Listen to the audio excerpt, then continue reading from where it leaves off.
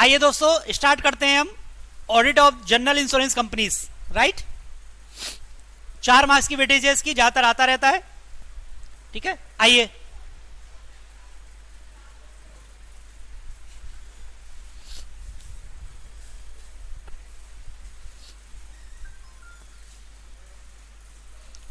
ज्यादातर direct question इसमें से बनता है। 99% डायरेक्ट क्वेश्चन आता है, 1% केस स्टडी आता है इससे।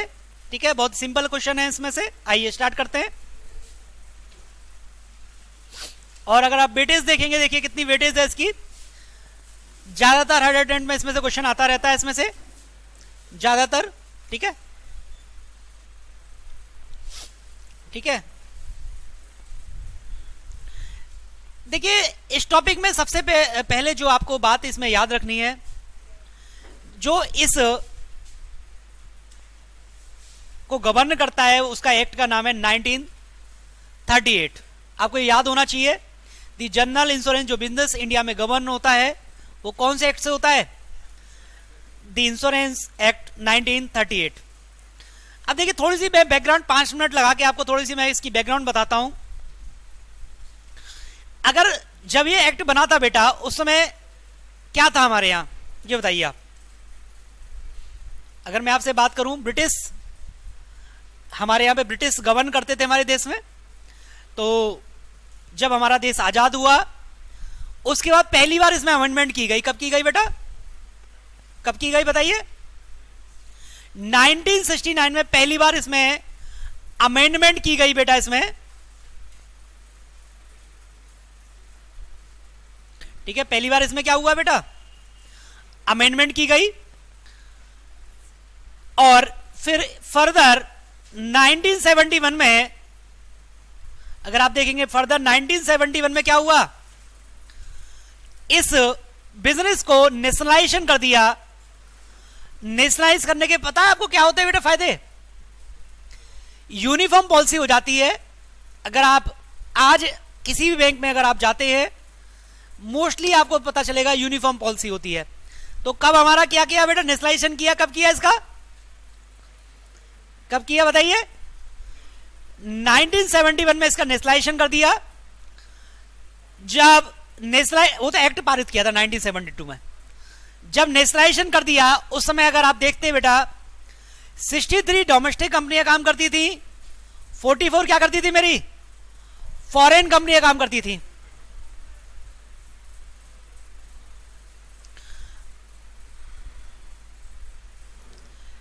ठीक है, 1971 के बाद अगर आप देखते होंगे बेटा, कितनी कंपनी हमारी काम करती थी? 63 डोमेस्टिक कंपनियां काम करती थी एंड 44 कितनी करती थी? इंडिया में 107 कंपनियां काम करती थी। सोचिए आप लोग, कब करती थी? 1971 में। तो भारत सरकार ने क्या किया बेटा, इन सारी 107 कंपनियों को क्या कर दिया बेटा? मर्ज कर दिया। और क्या बना दिया? GIC, general insurance corporation. और इन्हीं कंपनियों से आपकी 4 कंपनियां बनी, जिनका नाम आप सुनते हैं, oriental, national insurance, new India and United. बताइए भारत सरकार की इन 4 कंपनियों के अलावा 5वीं कंपनी का नाम बता दो आप। तो ब्रीफ हिस्ट्री आपने जानी इसकी। प्राइमरी एक्ट 1938 था। फर्स्ट बार इसमें अमेंडमेंट की कब की गई थी बताइए? 1969 में की गई। 71 में नेशनलाइजेशन किया। देन उसके बाद सारी कंपनी का जीआईसी बना दिया 72 में। और इसके बाद इस बिजनेस को कंट्रोल करने के लिए 99 में एक अथॉरिटी लेके आया है, जिसका नाम क्या था मेरा बताइए? IRDA। तो IRDA एक्ट बनाया है 99 में। और ये एक्ट क्या करता है? इस बिजनेस को रेगुलेट करता है, प्रमोट करता है। तो सारा कंट्रोल कौन करता है? IRDA करता है। तो पहला क्वेश्चन आया था आज से 10 साल पहले, जब आप ऑडिट करने जाएंगे एज ऑडिटर, आपको कौन कौन से एक्ट की नॉलेज होनी चाहिए? तो जिसको हम क्या बोलते हैं बेटा? Legal framework. तो वही आता है दी इंश्योरेंस एक्ट 1938, इसके बाद आता है IRDA, इसके बाद आता है कंपनीज एक्ट, इसके बाद आता है जनरल इंश्योरेंस नेशनलाइजेशन एक्ट 1972। अब देखिए ये कहानी मैंने इसलिए आपको बताई थी, आपको पता होना चाहिए जब भी आप इंश्योरेंस बिजनेस की ऑडिट करने जाएंगे आपको इतने सारे एक्ट की नॉलेज होनी चाहिए। पहला बताइए, सेकंड बताइए, थर्ड बताइए, एंड फोर्थ बताइए, एंड लास्ट इज, अब देखिए प्राइमरी मेरा जो एक्ट है बेटा 1938 है, लेकिन कंपनी होने की वजह से इनके ऊपर कंपनीज एक्ट 2013 भी लग जाता। पर कब लगता है? जब इंश्योरेंस एक्ट 1938 और उसके जो अदर एक्ट हैं वो साइलेंट रहेंगे, देन मेरा क्या प्रिवेल करेगा? कंपनीज एक्ट करेगा। कंपनीज एक्ट मेरा प्रिवेल नहीं करेगा अगर मेरा 38 में जो बात लिखी है वो मेरे को फॉलो करनी पड़ेगी, राइट? कंपनीज एक्ट तभी लगेगा जब मेरे और एक्ट साइलेंट रहेंगे। क्लियर बात? चलिए इसके बाद एक बेटा केस स्टडी के लिए आपके लिए मैं हर बैच में बोलता हूं, हालांकि ये आई नहीं है, कभी भी आ सकती है। सेकेंड पॉइंट आता है Indian properties not to be insured with the foreign insurance. मतलब अगर कोई इंडिया की प्रॉपर्टीज है, एग्जांपल देता हूं, सिप देखा, सिप एयरक्राफ्ट, सिप, वो इंडिया का कब माना जाएगा? आप लोगों के पास व्हीकल होंगे, सब लोगों के पास, किसी के पास 4 व्हीलर होगा, किसी के पास 2 व्हीलर होगा। मैं कैसे मानूं वो आपका है? आप क्या दिखाते हैं मेरे को? आरसी। सेम जितने भी सिप होते हैं, ये एयरक्राफ्ट होते हैं आपके, इनको रजिस्ट्रेशन कराना पड़ता है। कहां कराना पड़ता है? वो जिस कंट्री के होते हैं। इंडिया का है तो कहां कराना पड़ेगा मेरे को? इंडिया में। अगर आप इंडिया में उड़ाना चाहते हैं तो इंडिया में कराना पड़ेगा, वो अलग बात है, आप सारी जगह उड़ाते हैं उसको, लेकिन कहीं ना कहीं आपको एक परमानेंट रजिस्ट्रेशन कराना पड़ेगा, राइट? अब मान लीजिए आपकी आरसी कहां की है बेटा? इंडिया की है। अब मैं चाहूं फॉरेन में उड़ के गया, मैं अमेरिका पहुंच गया सिप को लेकर, अब मैं फॉरेन की किसी इंश्योरेंस कंपनी से उसका इंश्योरेंस करा लूं क्या? नो। क्या लिखा है? कहता है without the permission of IRDA no person shall take out renew any policy of insurance respect of any property in India or any ship or vessel or aircraft। कहता है रजिस्टर्ड इन इंडिया विदाउट मैं permission IRD के बिना क्या नहीं करा सकता? मैं कभी भी किसी भी शिप या वेसल का क्या नहीं करा सकता? मैं इंश्योरेंस नहीं करा सकता। तो कभी भी आपके लिए केस स्टडी आ सकती है इसमें से। आगे आता है बेटा आपका नेक्स्ट, जो अगर बात करूं मैं आपसे, एक आप कैपिटल का इसमें कंसेप्ट आता है कि जब भी भारत में आप कोई भी बिजनेस करेंगे इंश्योरेंस का, तो कितनी मेरी कैपिटल होनी चाहिए। तो ये आपका बेटा MCQ क्वेश्चन बनता है इस पे, तो आपको ये कैपिटल याद होनी चाहिए। कहता है कि अगर आप लाइफ इंश्योरेंस का बिजनेस करना चाहते हैं चाहे जनरल इंश्योरेंस का, आपको 100 करोड़ की आपकी क्या होनी चाहिए बेटा? अब क्वेश्चन ये आता है मैं दोनों ही बिजनेस करता हूं, तो दोनों के लिए कितना चाहिए मेरे को? 100 की मेरे पास क्या चाहिए बेटा? कैपिटल की आवश्यकता होगी। इससे कम अगर मेरी कंपनी में कैपिटल है तो मेरे को लाइसेंस नहीं मिलेगा। आगे हेल्थ इंश्योरेंस क्या लिखा हुआ है? री इंश्योरेंस का बिजनेस करते हैं, अभी री इंश्योरेंस का कंसेप्ट आएगा, आगे बताऊंगा कितना चाहिए उसमें, ठीक है? आगे चलिए, नेक्स्ट कंसेप्ट आता है इसमें sufficiency of the assets. Very very important कर लो बेटा, कई बार शॉर्ट नोट्स आया है, कई बार, और मैं आपको 1 मिनट का समय दूंगा बेटा इसके लिए। एक बार खुद से इसका एक बार रीड करेंगे, आप एक बार रीड करिए क्या लिखा हुआ है।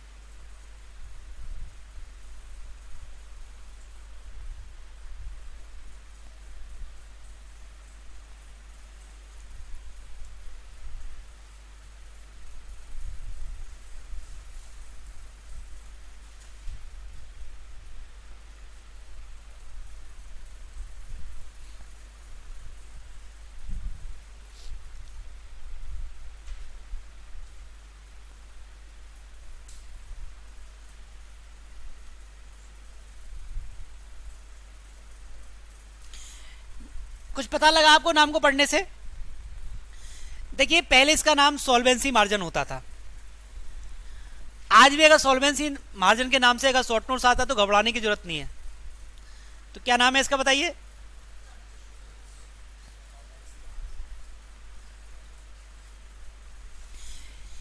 ये एक मैंडेटरी रिक्वायरमेंट है, हर इंश्योरेंस कंपनी को बनाना जरूरत है।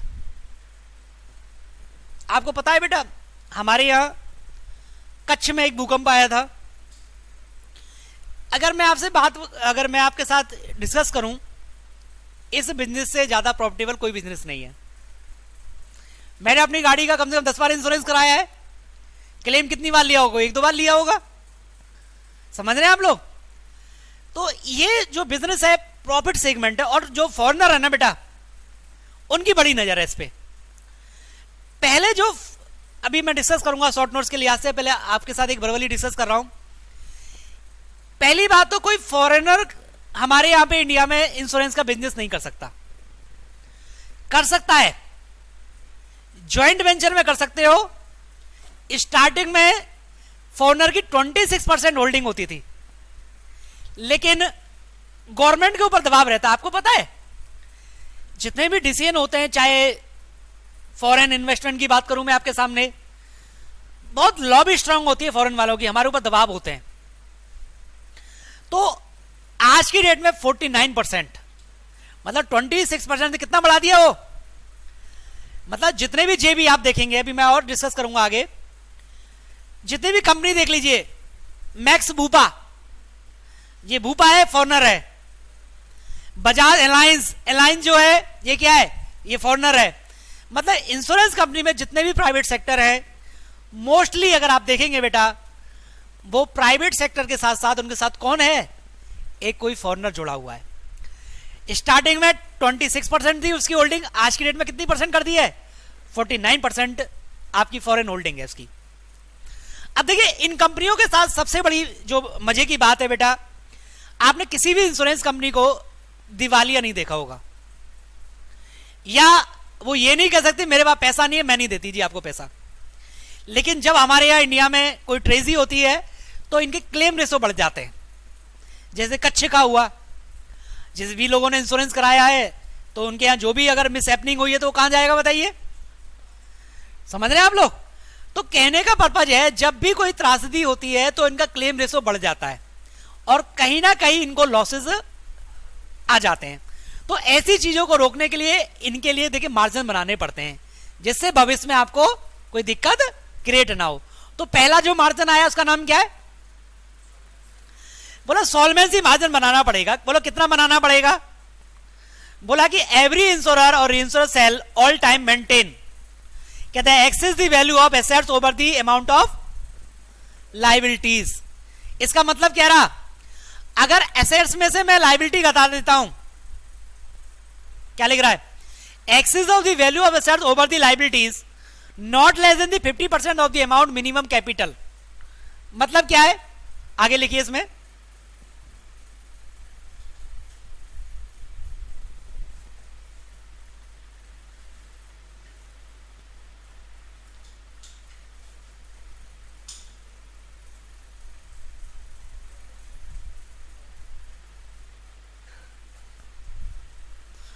बोला एस में से सॉरी एसेट्स माइनस लाइबिलिटीज।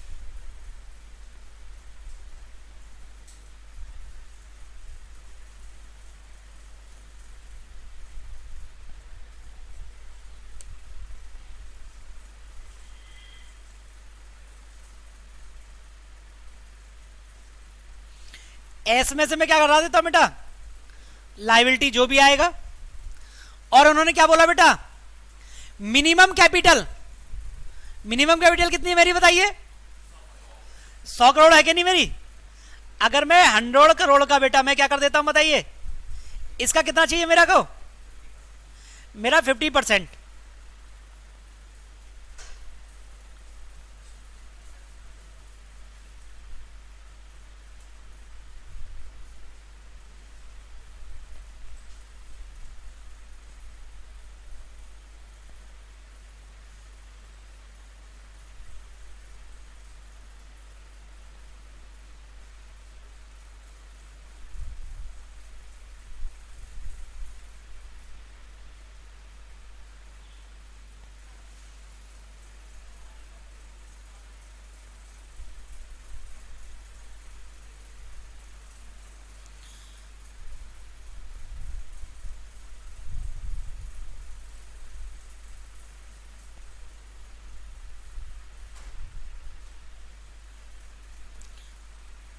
तो assets minus liabilities is equal to कर दूंगा मैं, ठीक है, और 50% ऑफ मिनिमम कैपिटल, ठीक है।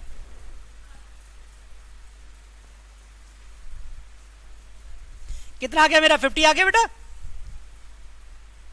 इन दोनों में बताइए बिचेवर हायर है लोअर है मेरा, बताइए क्या लिख रहा है, बताइए। Not less than the 50% amount of the minimum, whichever is the higher lower, higher आएगा भाई। मान लीजिए एसेट्स माइनस लायबिलिटी मेरे यहां पे आ जाता है 20 आ जाता है, तो मेरा तो 50 तो मिनिमम लेना ही पड़ेगा ना मेरे को, तो क्लियर। अब देखिए केस स्टडी एक और आ सकती है बेटा इसमें। ये कहता है कि अगर आप सोल्वेंसी मार्जिन नहीं बना पाते हैं, देखिए क्या लिख रहा है, तो आपको इंसॉल्वेंट मान लिया जाएगा और कोर्ट के थ्रू आपको क्या करवा दिया जाएगा, बताइए, वांड आउट कर दिया। ये केस स्टडी कभी भी आ सकती है आपके लिए, ठीक है। चलिए आगे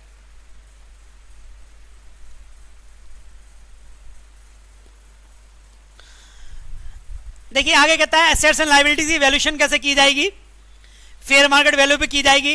इसको लिख लीजिए रीडिंग, रीड कर लीजिएगा, आसान है ये। ऑडिट की बात की इन्होंने, चार्टर्ड अकाउंटेंट करेगा, ये भी एक सिंपल बात है, इसको रीड कर लीजिएगा। आगे चलिए सिग्नेचर की बात करते हैं हम लोग, ठीक है। सिग्नेचर कौन करेगा ये भी रीड कर लीजिएगा, ठीक है। आइए इसके बाद नेक्स्ट आइए इन्वेस्टमेंट, इन्वेस्टमेंट भी आपको रीडिंग करना है, ठीक है। एसेट्स एंड लायबिलिटी की कैसे वैल्यूएशन की जाएगी, मार्केट वैल्यू, ये बात हो गई। आ जाइए स्टैंडर्ड कौन कौन से एप्लीकेबल होते हैं, पेज नंबर 1112 पे आइए आप, 1112 पे आइए। एप्लीकेबल स्टैंडर्ड, देखिए पहली बात, इनको कैश फ्लो बनाना होता है बेटा इन कंपनीज को, लेकिन कौन से मेथड से बनाएंगे, अंडरलाइन कर लीजिए। एमसीक्यू क्वेश्चन बेस्ड है आपका, direct method. Segment reporting yes करना होता है, बाकी का नॉट एप्लीकेबल, AS4 नहीं लगता, सारा ही बिजनेस कंटीजेंट है इनका। तो आगे चलिए, इनकम रिकॉग्निशन AS9 नहीं लगता, इन्वेस्टमेंट भी नहीं लगता, इनके अपने रूल्स है, सेक्शन 27 जो मैंने आपको रीडिंग के लिए दिया है। बोला बाकी का, अगर इंश्योरेंस एक्ट 1938 से जो भी स्टैंडर्ड मेरा क्या करता है, कॉन्ट्राडिक्ट करता है, तो अप्लाई नहीं होगा, सीधी बात है। अगर मेरा 38 से कॉन्ट्राडिक्ट करेगा नहीं अप्लाई होगा, अदरवाइज अप्लाई हो जाएगा, बात खत्म। चलिए इसके बाद आता है management report, very very important कर लीजिए, शॉर्ट नोट्स के लिए है मैनेजमेंट रिपोर्ट।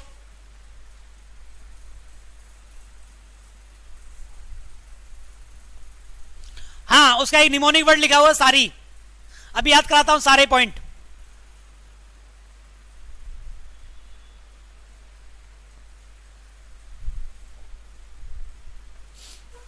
देखिए जैसे हमारे यहां बेटा रिपोर्ट होती है ना,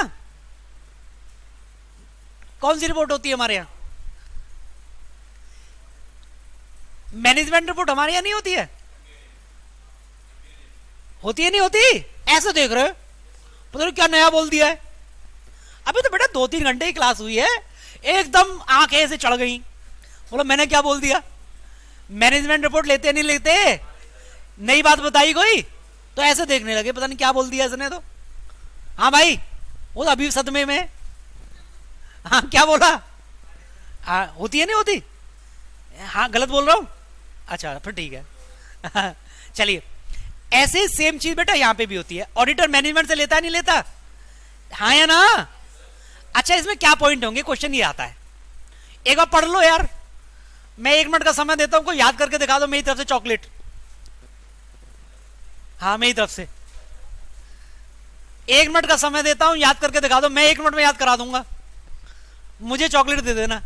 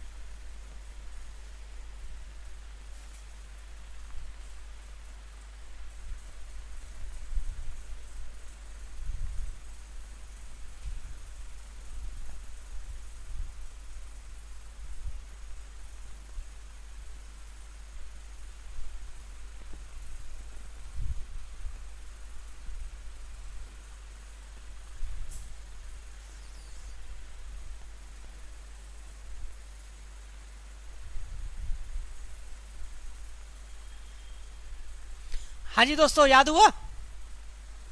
हाँ, कोई सुनाएगा सारे पॉइंट? सर कैसी कैसी बातें कर रहे हो सुबह सुबह, इतनी जल्दी तो याद थोड़ा होता है, तभी तो याद करने आए यहाँ पे। चलिए मैं याद करा देता हूँ। देखिए मैंने इनके सारे पॉइंट को 4 पॉइंटों में कवर कर दिया है। जिस 4 अगर मैं पॉइंट्स की बात करूँ सारी, कुछ पॉइंट एस में कवर होते हैं, कुछ पॉइंट ए में कवर होते हैं, कुछ पॉइंट आर में कवर होते हैं, कुछ पॉइंट ठीक है आई में कवर होते हैं। अब देखिए सबसे पहले मैं आपको रीडिंग दिलाता हूं कि ऑडिटर कंफर्मेशन लेगा मैनेजमेंट से कि आपके पास वैलिड रजिस्ट्रेशन है। ऑडिटर कंफर्मेशन लेगा कि आपने सारे स्टेचुटरी ड्यूज का पेमेंट कर दिया है। ऑडिटर कंफर्मेशन लेगा कि आपने लॉ के हिसाब से शेयर होल्डिंग है आपकी। ऑडिटर मैनेजमेंट से कंफर्मेशन लेगा कि आपने जो पीछे solvency margin, assets minus liabilities और 50% ऑफ द मिनिमम कैपिटल बनाया नहीं बनाया आपने, प्रॉपर हिसाब से आपने इन्वेस्टमेंट का वैल्यूएशन किया है आपने, और आपने जो पैसा है, जो इंश्योरेंस पॉलिसी से जो पैसा आया है उस पैसे को बाहर नहीं ले गए आप, और अपने रिस्क को कम करने के लिए प्रॉपर आपने इन्वेस्टमेंट किया है। और हमें कंफर्म कर दीजिए अदर कंट्रीज में अगर आपके ऑपरेशंस हैं, क्लेम्स की आप हमें एजिंग बना के दे दीजिए, और आपने जो इन्वेस्टमेंट किया है प्रॉपर क्वालिटी शेयर्स में किया है आपने। और हमें यह भी कंफर्म कर दीजिए कि अगर कोई आपने पेमेंट किया है किसी डायरेक्टर या उसके इंटरेस्टेड पार्टी को, और हमें एक रिस्पॉन्सिबिलिटी स्टेटमेंट दे दीजिए। इतने सारी चीजें मैं लूंगा। अब इसको याद कैसे करें सर? 2-3 पॉइंट याद हैं, बाकी तो भूल गए हम लोग हैं। अब कैसे होगा? चलिए याद कराता हूं। सबसे पहले देखिए, आइए एस में बेटा 3 पॉइंट कवर होते हैं मेरे। कौन कौन से पॉइंट कवर हो रहे हैं? देखिए कि आप हमें सारे स्टैच्यूटरी ड्यूज आपने टाइम से पेमेंट किया, इसकी कंफर्मेशन दे दीजिए आप। सेकंड पॉइंट कि आपकी जो शेयर होल्डिंग है एज पर दी लॉ है, इसको भी आप कंफर्म कर दीजिए। मैंने आपको बताया था ना कि फॉरनर के साथ 49% से ज्यादा नहीं होनी चाहिए। और तीसरा बोला कि आपने सॉल्वेंसी मार्जिन लॉ के हिसाब से बनाया। तो 3 पॉइंट होते हैं मेरे एस में। मगअप करिए, पहला पॉइंट, सेकंड और थर्ड, और एजिंग। एजिंग किसकी बनाएंगे आप? जो लोग क्लेम लॉन्च करते हैं इनके ऊपर। हो सकता है बैलेंस शीट के डेट पे पेंडिंग चल रहे हो, तो एजिंग बनाओगे नहीं बनाओगे? और तीसरा कहता है आर, कि आपने जो रजिस्ट्रेशन लिया है वो वैलिड है कि नहीं, उसका सर्टिफिकेट दे दो। इनको भी आईआरडीए से रजिस्ट्रेशन लेना पड़ता है। और इसके बाद बोला कि आपके बिजनेस में रिस्क है, इसका रिस्क एक्सपोजर बना दो कि इतना क्लेम देना पड़ेगा, यहां से पैसा आएगा, वो भी तो होना चाहिए। और आगे कहता है कि अगर आपने रिलेटेड पार्टीज को अगर कोई पेमेंट किया है, उसकी भी कंफर्मेशन दे दीजिए आप। और लास्ट पॉइंट इसमें आर में, आपकी कंपनी में एक रिस्पॉन्सिबिलिटी होती है कि डायरेक्टर ये करेगा, रामलाल ये करेगा, वो एक स्टेटमेंट भी दे दो आप मेरे को। तो 4 पॉइंट आते हैं आर में। बताइए कौन कौन से पॉइंट आते हैं? Registration, risk exposure, related party and कोई नई बात आई सर? अब तो कुछ जा रहा है अंदर। पहला बताओ, एस में 3 पॉइंट थे, statutory dues, share holding and solvency margin. I में 4 पॉइंट थे? नहीं सर, 1 पॉइंट था एजिंग। अच्छा, आर में 4 पॉइंट थे, registration, risk exposure, related party and responsibility. सारा एकदम अच्छे से याद हो गया। और लास्ट पॉइंट कहता आई में तो इन्वेस्टमेंट है। इन्वेस्टमेंट बाहर नहीं ले जा सकते। इन्वेस्टमेंट जो क्वालिटी शेयर्स में करेंगे आप। और बताइए सारे पॉइंट याद हो गए? Chocolate confirm? पक्का। चलिए अब तो बहुत सारी चॉकलेट आएंगे मेरे पास। चलिए नेक्स्ट आइए बेटा, अगला आता है ऑडिट रिपोर्ट का फॉर्मेट है। ठीक है, अगर मैं बड़ा ऑडिट रिपोर्ट, इसको अगर मैं बुक्स में जब आप बड़ा वाला वॉल्यूम देखेंगे आप मेरा, तो 2-2.5 पेज में ऑडिट रिपोर्ट का फॉर्मेट होता है। अगर आप इसका देखेंगे तो मैं अभी आपको समरी से याद कराता हूं। अगर ऑडिट आजकल क्या है ना, कभी कभी मैंने पिछले अगर ट्रेंड में देखूं, हालांकि लास्ट जो आपका पेपर आया है कोई भी ऑडिट रिपोर्ट नहीं पूछी उसने, लेकिन पिछले लास्ट 2 अटेम्प्ट चाहिए आप। एग्जामिनर ने कम से कम 4 ऑडिट रिपोर्ट पूछ ली, कभी भी म्यूचुअल फंड की पूछ लेता है, कभी इंश्योरेंस कंपनी की पूछ लेता है, कभी स्टॉक एक्सचेंज पूछ लेता है। तो आपको पता होना चाहिए क्या का पॉइंट है, मतलब जब आप उसका ड्राफ्ट बना के आएंगे कम से कम वो पॉइंट उसमें लिख के आ सकते हैं आप। अगर मान लीजिए 4 मार्क्स में ऑडिट रिपोर्ट का फॉर्मेट आता है, और एक और गलती करते हैं बेटा, एक बात और याद रखिए, ये जो पॉइंट हम देते हैं बेटा ये समरी है। अब बच्चा क्या आंसर करता है, मान लीजिए मैनेजमेंट रिपोर्ट का आपका वो आ गया, मैनेजमेंट रिपोर्ट का आ गया कि ऑडिटर मैनेजमेंट रिपोर्ट से क्या लेता है रिपोर्ट में। अब वो शॉर्ट में मारना चालू कर देता है, नीचे ऐसे स्टार बनाएगा, स्टेटस ड्यूज, सॉल्वेंसी मार्जिन, ऐसे नहीं लिखना है, आपको अपनी लैंग्वेज में अच्छे से लिख के आना है। The auditor have to obtain whether the company has paid all the status dues on due date और not, confirm from the management. मतलब प्रॉपर आपको पूरी लैंग्वेज लिख के आनी है। ये नहीं है यहाँ की तरह मेरी तरह किल किल काटिया करने लगो, अरे सर ने हमें 4 पॉइंट लिए थे, 4 पॉइंट लिख के आया, मार्क्स नहीं आया मेरा। मार्क्स के लिए पूरा लैंग्वेज लिख के आनी पड़ेगी। ये जो है बेटा ये केवल याद कराने के लिए आपको, समझ रहे हैं आप? क्लियर? चलिए आगे। अब देखिए ऑडिट रिपोर्ट की बात करता हूं मैं आपको। अगर मैं आपको अभी ऑडिट रिपोर्ट दिखाऊं ना, अभी इसके बाद दिखाता हूं बड़ी वाली, पहले याद कराता हूं ऑडिट रिपोर्ट में क्या पॉइंट्स हैं। हमने ऑडिट रिपोर्ट को देखिए बेटा 4 पॉइंट में हमने, मतलब 4 पार्ट में डिवाइड करते हैं। पहले पार्ट में कहता है कि ऑडिटर जनरल कमेंट करेगा, दूसरे पार्ट में कहता है कि भैया ओपिनियन की बात करेगा वो, और तीसरे पार्ट में सर्टिफिकेट की बात करेगा, और चौथे पार्ट में किसकी बात करेगा? सर्टिफिकेट की बात करेगा। मतलब होल ऑडिट रिपोर्ट अगर इंश्योरेंस कंपनी की जब भी आप ऑडिट करेंगे वो 4 पार्ट में डिवाइड होगी मेरी, राइट? क्लियर? आवाज ही नहीं आ रही? यस सर, ये बोला यस सर, ठीक है। आपने देखा है कभी भी आप ना किसी फौजी, जो फौज में होते हैं, जो हमारे सैनिक होते हैं, उनकी सुबह सुबह बेटा क्या होती है? एक परेड होती है। वो क्यों कराते पता है आपको? सारे दिन वो एक्टिव रहता है। और हमारे आप भी क्या फौजी हो, भी लड़ाई लड़नी है आपको, अभी एग्जाम की लड़ाई लड़नी है, और आप कैसे हो जाते हो? एकदम अलर्ट होना चाहिए एकदम यार, बोला यस सर, आवाज निकलनी चाहिए, yes I can do, yes 60+ marks लेकर आना, यस हमको बिल्कुल अलर्ट रहना चाहिए बेटा, जोश होना चाहिए आपके अंदर, एंथुसियाज्म होना चाहिए थोड़ा। चलिए वापस आ जाओ, ठीक है। अबे यार मेरे पेज इधर उधर हो गए। कितना पेज नंबर है? 11.2। आइए सबसे पहले जनरल कमेंट की बात करता हूं प्लीज। देखिए सबसे पहले ऑडिटर कमेंट करेगा। क्या कमेंट करेगा बेटा? देखिए एक लाइन तो सब जगह मिलेगी हर ऑडिट रिपोर्ट में कि सारी इंफॉर्मेशन मिली या नहीं मिली। देखो वही पॉइंट आ गया, वेदर दी, क्या लिख रहा है? ऑल इंफॉर्मेशन, जो भी बुक्स अकाउंट्स बननी चाहिए बनाई या नहीं बनाई।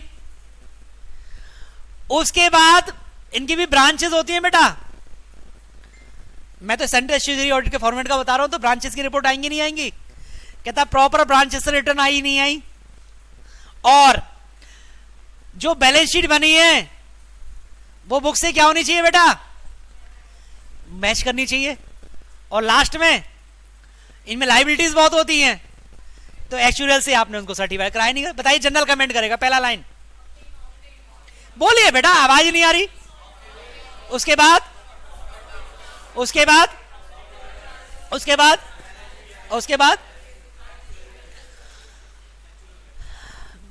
ठीक है सर, इतनी बात। सेकंड क्या है बताइए? ओपिनियन है बेटा। ओपिनियन बेटा किसी भी रिपोर्ट को आप उठा लीजिए, एक ही ओपिनियन रहती है हमारी, ट्रू एंड फेयर। बताइए balance sheet true and fair होना चाहिए, revenue account true and fair होना चाहिए, receive and payment true and fair होना चाहिए। और इसके साथ साथ फाइनेंशियल जो स्टेटमेंट प्रिपेयर्ड होंगे एज पर दी IRDA के रेगुलेशन के हिसाब से बनेगा, उसका फॉर्मेट फिक्स है।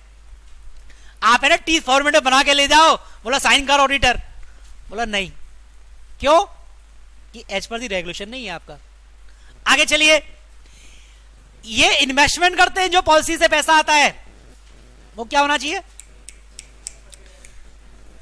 पता चली सारा ही पैसा इन्वेस्टमेंट कर दिया, और वहां से क्लेम लेने वाला आया, बोला ए, 1 साल बाद आई हो। बोला क्यों? बोला पैसा तो इन्वेस्टमेंट कर दिया मैंने। चलिए आगे। और इनकी अकाउंटिंग पॉलिसीज क्या होनी चाहिए बेटा? क्या होनी चाहिए बताइए? एप्रोप्रिएट होनी चाहिए। कोई दिक्कत? चलिए आगे।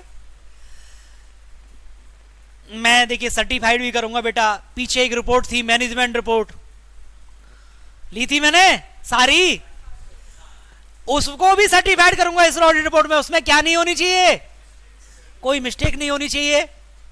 और आगे कि आपको जब भी, आपको पता है जब भी कोई रजिस्ट्रेशन दिया जाता है, जीएसटी का रजिस्ट्रेशन दिलाया किसी को, तो पता है उसकी शर्तें होती हैं कि मैं भारत के सभी कानूनों का मतलब अपना बोर्ड लगाऊंगा, इनवॉइस काटूंगा, जो भी इसका रूल है। ऐसे ही सेम आपको आईआरडीए ने अगर इंश्योरेंस दिया है, उसकी सारी शर्तों को आपने क्या किया बेटा? ये आप सर्टिफाइड करोगे, ऑडिटर करेगा। और लास्ट में 2 सर्टिफिकेट दूंगा मैं, जो एक तो आप देते ही हैं सब जगह कैश का, और एक दूसरा इन्वेस्टमेंट का है। यस, गिनते हैं हम लोग। हाँ जी, गिनते हैं। जब आप कैश वेरिफिकेशन करते हैं, इवन स्टेच्यू ऑडिट करते हैं, जो आपके बैलेंस शीट में आ रहा है, इवन एक हमसे सर्टिफिकेट मांगा जाता है, तो हम बैक कैलकुलेशन करते हैं। मान लीजिए आज की डेट में कोई बैलेंस शीट में साइन करता हूं, तो मैं आज की डेट में आपकी लेजर में देखूंगा कैश कितना आ रहा है, उसकी बैक कैलकुलेशन की जाती है, उस डेट पे उतना पैसा होना चाहिए। हाँ जी, गिनते हैं। बैंक ऑडिट में कितना किया बच्चों ने? सारा एकदम हरा हरा नोट, लाल लाल नोट रहता है। मेरे को तो पसीना आ जाता है जब बैंक ऑडिट पे जाता हूं, बोला काश मेरे पास इतना धन होता। चलिए बताइए, याद हो गया या नहीं हुआ? हाँ या ना यार? मजा नहीं आ रहा यार, अब आजा नहीं निकालते हो यार आप लोग। क्या हो गया बताओ? हाँ बोलो, अब आज ही नहीं आ रही यार। हाँ या ना? हाँ बोलो फिर। हाँ,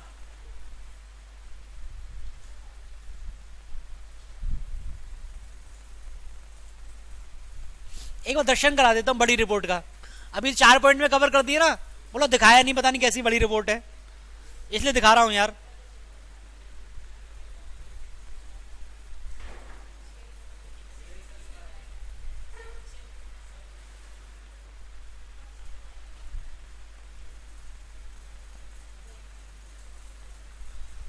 देखिए बेटा, ये रिपोर्ट है, देखिए प्लीज ध्यान से देखिएगा। ये क्यों नहीं चेंज हुआ?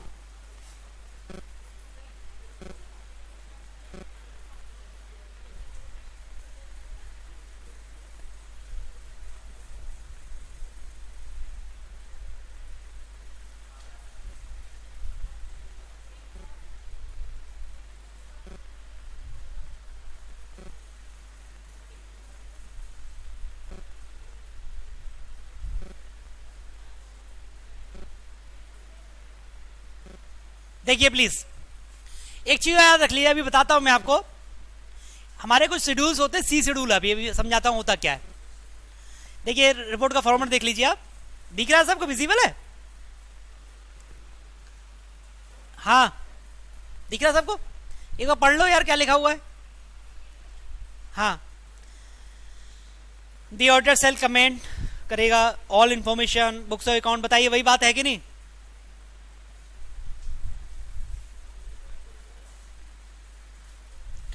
बताइए वही बातें हैं कि नहीं? नहीं तो अब आगे क्यों नहीं आ रही है? देखिए कितना सारा बड़ा है, देखिए 2 पेज में आ रहा है कम से कम। देखिए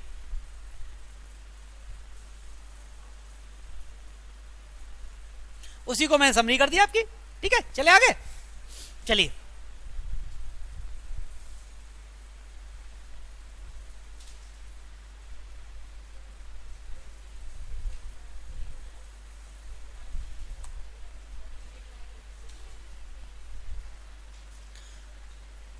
आइए नेक्स्ट आइए बेटा, बातें नहीं। अब बेटा देखिए यहां से आपकी ऑडिट स्टार्ट हो जाती है। यहां से क्या हो जाता है आपका? हाँ सर ऑडिट करने जाएंगे, क्या क्या चेक करें?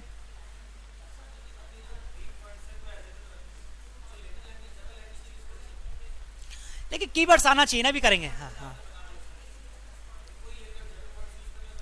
देखिए बेटा एक काम करिएगा आप प्लीज, बेटा बात है नहीं प्लीज। इसके बाद है ना आप कोई भी कंपाइलर लगाएंगे आपको पता लग जाएगा लिखना कैसे है, ठीक है। तो कुछ चैप्टर्स के आप मेरे से भी ले सकते हैं, मेल कर दूंगा आप, ठीक है। तो आप मेरे को मेल आईडी लिखा दीजिएगा या एक पेपर पे लिख के दे दीजिए, सब लोग, सबको मैं मेल कर दूंगा। मोस्टली हमारे पास अपना कंपाइलर तैयार है हमारा, मोस्टली मतलब टॉपिक्स पे, तो आपको मिल जाएंगे। एक बार उसको देखेंगे आपको पता लग जाएगा कैसे आंसर करना है, राइट।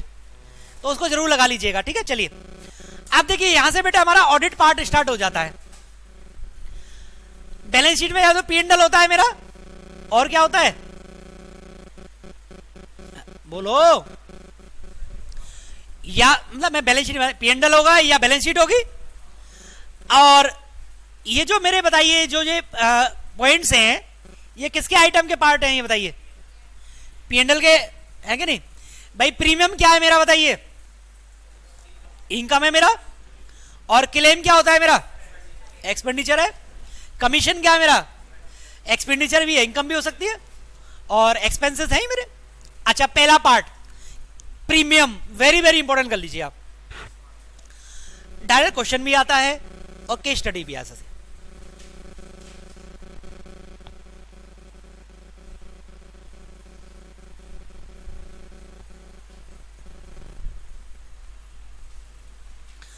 आप लोग ऑडिट करने गए बेटा इंश्योरेंस कंपनी की, और आप सबसे पहले आइटम प्रीमियम की करना चाहते हैं, एक मिनट खुद से बिना किताबी पढ़े ऐसे कौन से आइटम होंगे, ऐसे कौन से आपकी ऑब्जर्वेशन होगी जिनको आप चेक करेंगे, आप बताइए।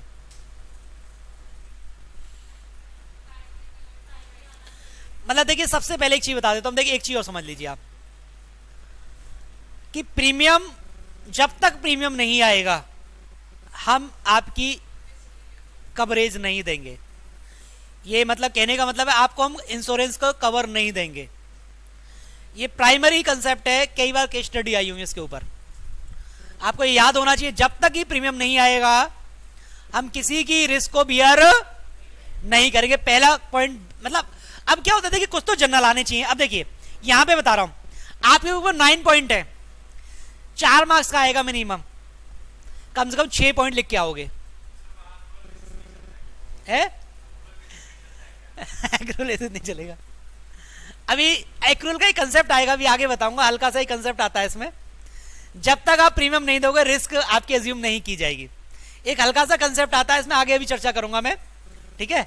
वो बड़े ऑर्गेनाइजेशन के लिए आता है, आगे एक है कंसेप्ट उसमें करूंगा मैं अभी, आप ठीक है। चलिए सबसे पहले प्रीमियम दोगे तभी मैं आपको पॉलिसी दूंगा, तभी रिस्क एज्यूम करूंगा, सीधी बात है। दूसरा पॉइंट बताइए, सोचिए आप। देखिए अब मैं आपको एक कंसेप्ट बताता हूं, आप लोगों हालांकि ऑडिट किए होंगे लेकिन फिर भी मैं एक आध बातें बता देता हूं, नहीं कुछ नहीं पढ़ाया। 1200 रुपये ले लिए, बहुत सारे अमाउंट है, 1200 रुपये बहुत ज्यादा अमाउंट होता है 2 दिन के, ठीक है। तो अब देखिए एक हमारे जनरल अकाउंटिंग का कंसेप्ट होता है बेटा कि रेवेन्यू और एक्सपेंडिचर का अलग अलग अकाउंट खुलवाते हैं।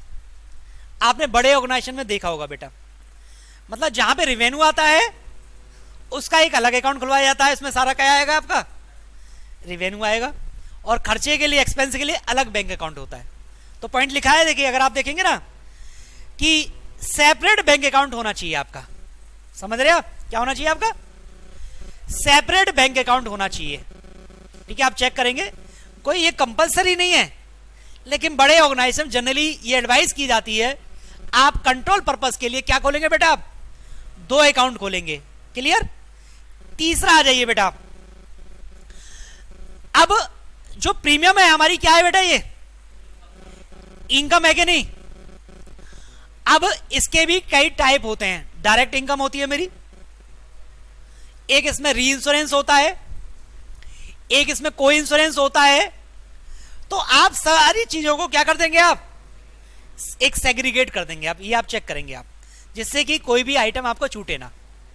कितने पॉइंट कवर हुए, पहला पॉइंट बताइए आप, रिस्क विदाउट प्रीमियम नहीं होना चाहिए, सेपरेट अकाउंट की बात की मैंने आपने, और सोर्स ऑफ द बिजनेस की बात की मैंने आपके सामने। अब देखिए जब भी आप किसी को प्रीमियम लेंगे, किसी से आप पैसे लेंगे और भगा देंगे, बोले जा मैंने आपसे फीस लिया, मैंने कुछ दिया आपको, क्या दिया?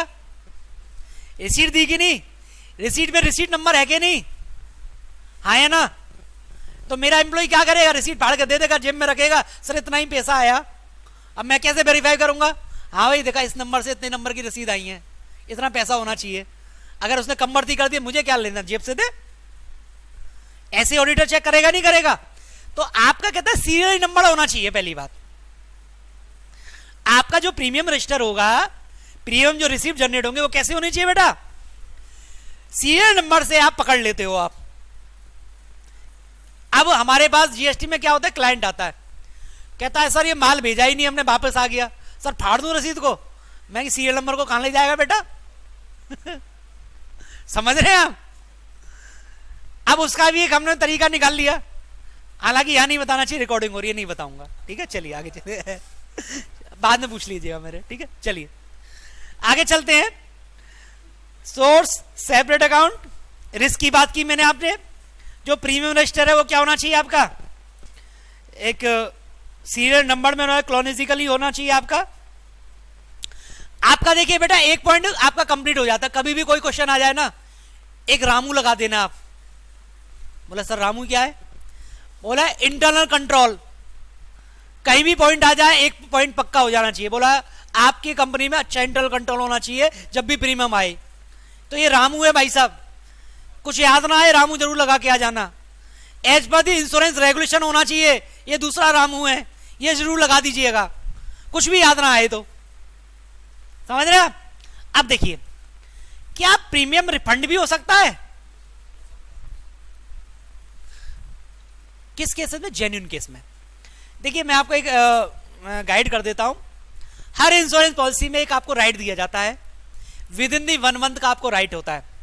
अगर कोई भी इंश्योरेंस पॉलिसी अगर आप लेते हैं, अगर वो आपको बेटा क्या नहीं आती है, पसंद नहीं आती है, तो आप क्या कर सकते हैं? बोलिए। आप उसको रिफंड करा सकते हैं। तो वो लिखा है, अगर कोई भी प्रीमियम आपने रिफंड किया है, क्या लिखा मैंने? जेन्युइन केस में होना चाहिए। इंटरनल कंट्रोल की बात मैंने आपके सामने डिस्कस कर ली है। इसमें बेटा एक और पॉइंट आता है, सक्सीडिंग पीरियड। अगर एक चीज बताइए, कोई मैंने जनरल इंश्योरेंस लिया है, देखिए जनरल इंश्योरेंस, देखिए मैंने अपनी कार का इंश्योरेंस लिया, मैंने क्या मना करता है कि मैं अगले साल का प्रीमियम ना दूं? भैया मैं चाहता हूं, मैं नेक्स्ट ईयर का भी पेमेंट करना चाहता हूं, क्या कंपनी मना कर देगी क्या? बोला आजा दे जा। अब क्या बताइए, प्रीमियम में काउंट होगा क्या ये? क्या आपने इसकी रिस्क अज्यूम कर ली क्या? इसलिए क्या वर्ड आ रहा है इसमें, पढ़िए क्या वर्ड आ रहा है। कहता है कि आप इसको बुक करेंगे, किस हेड में बुक करेंगे आप? अर्न प्रीमियम, क्योंकि आपने रिस्क जब उसकी बियर नहीं की तो वो आपकी इनकम भी नहीं बनी है बेटा। क्लियर? आगे चलिए। इसके बाद नेक्स्ट आता है, कभी कभी क्या होता है, बैलेंस शीट डेट के बाद प्रीमियम आता है। कहता है कि verify the collection after the balance sheet date whether it pertain to risk commencing for the year end audit. अब आपका एक क्वेश्चन आना चाहिए कि सर अभी तो आपने बोला जब तक प्रीमियम नहीं आएगा हम रिस्क इसकी अज्यूम नहीं करेंगे, और आप ही एक पॉइंट पढ़ा रहे हैं कि ईयर एंड के बाद प्रीमियम आया है। तो ये क्या लफड़ा है? कुछ चल रहा है, दिमाग नहीं चल रहा? बोलो क्या लफड़ा है? बोलो हम काहे बताएं, हम तो पढ़ने आए, आप बताओगे? बोलो यार, ये मेरे को सबसे बड़ी गंदक है यार। देखो मेरे को गुग्गू टाइप के बच्चे नहीं चाहिए, एकदम गुग्गू ऐसे बन जाते हो। बोला पढ़ा ले, घुस जाएगा दिमाग में, घुस जाएगा।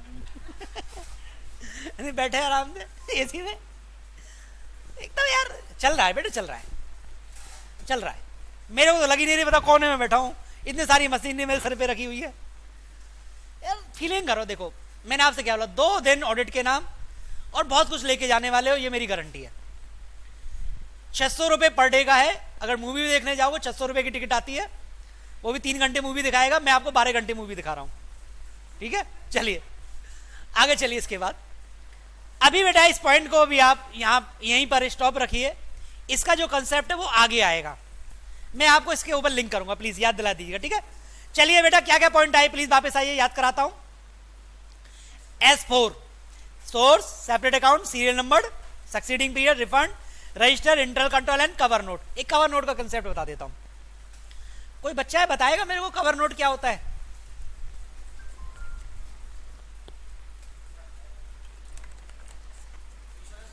मेरे यहाँ एक आर्टिकल आया तो जीएसटी का रजिस्ट्रेशन कर रहा था, मैंने बेटा मिडिल में नाम डाल दे, बोला फर्स्ट नाम डाल दे, इसमें लास्ट नाम डाल दे। वही नाम उसने ऊपर मतलब एक दो कॉलम छोड़ के डाल दिया, मतलब जब फर्स्ट नाम में डाल दिया पूरा नाम, फिर मिडिल की बात आई दो तीन कॉलम छोड़े फिर डाल दिया वही नाम पूरा, फिर लास्ट की बात आई उसने फिर लास्ट में फिर नाम डाल दिया वहां से। बोले सर आपने तो बोला first name middle name last name. तो ऐसी कवर नोट, सर नोट है उसको कवर करके रख देंगे, हो गया कवर नोट, यही तो है।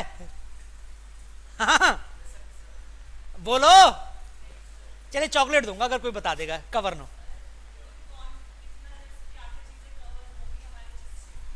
बिल्कुल बिल्कुल बिल्कुल सही बोले हो, बिल्कुल चॉकलेट मिलना चाहिए, बिल्कुल बनती है। और कोई? हाँ भाई साहब, हेलो भाई साहब, भाई साहब, हाँ क्या नाम है?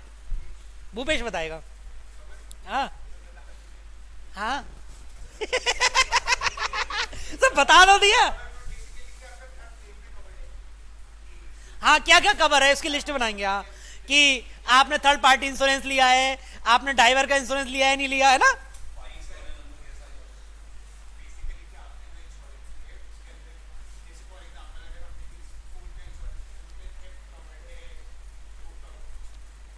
बिल्कुल सही पकड़े, बिल्कुल सही पकड़े, बिल्कुल बिल्कुल लॉक कर दिया जाए। चलिए मैं बता देता हूं, कोई नहीं पहुंच रहा, सारे नालायक हैं। देखिए क्या होता था आज की डेट में, तो ये ऑनलाइन निकलता है, पहले क्या होता था, पहले थीम समझिएगा।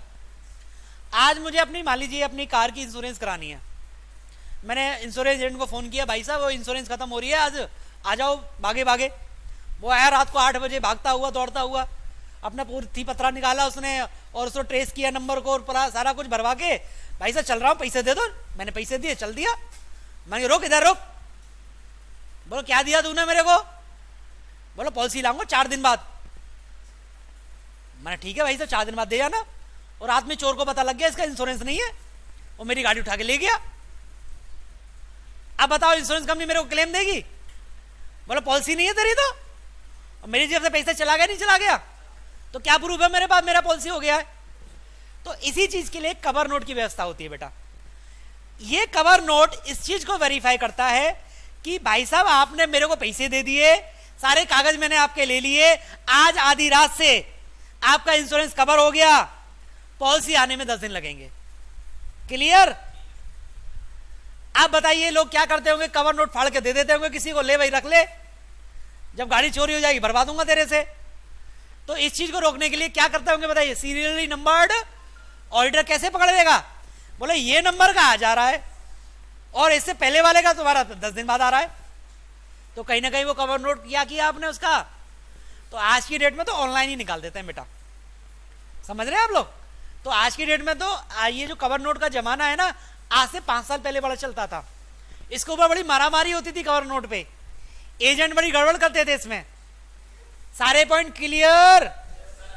तो बोलो अब आज फिर, अब आज ही गायब हो गई। चलिए आगे, हाँ चलिए आगे। Verification of the claim, 5 minute का समय देता हूं, पढ़ लीजिए इसको एक बार, बड़े आसान से पॉइंट है, किसी से ही पूछ भी सकता हूं मैं। जो नहीं बताएगा आज का भंडारा उसकी तरफ से।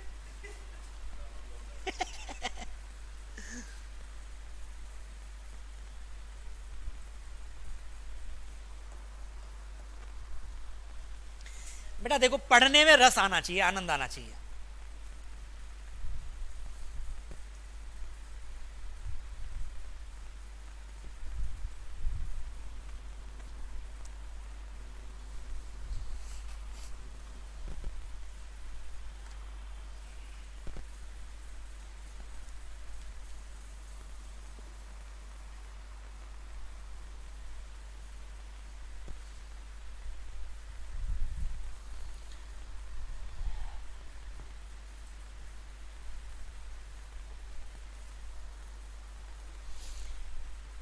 देखिए सबसे पहले जब भी आप क्लेम लॉन्च करेंगे क्या इंश्योरेंस कंपनी को क्या सपना आता है कि आपकी गाड़ी में नुकसान हो गया है, आपने बिल्डिंग का इंश्योरेंस लिया था, उसमें कोई फायर लग गई है, क्या उसको सपना आता है? क्या कोई वायरलेस उसने सेट किया होगा, छतरी से एकदम पता लग जाएगी भाई हाँ भी उसके आग लग गई है, गाड़ी चोरी हो गई है, तो आपको इंटीमेशन करना पड़ेगा नहीं करना?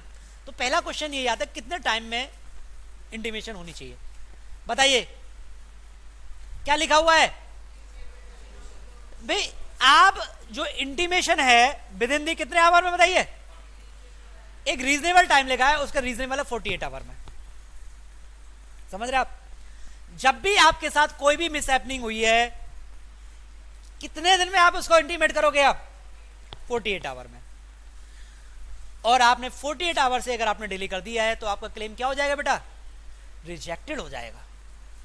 मेरे को अच्छे से याद है बेटा कि मेरी गाड़ी में एक बार एक्सीडेंट हुआ था, तो मैं नहीं जा पाया था। होता आदमी नहीं जा पाते क्योंकि आपको अच्छे से पता है गाड़ी खड़ी करनी पड़ती है।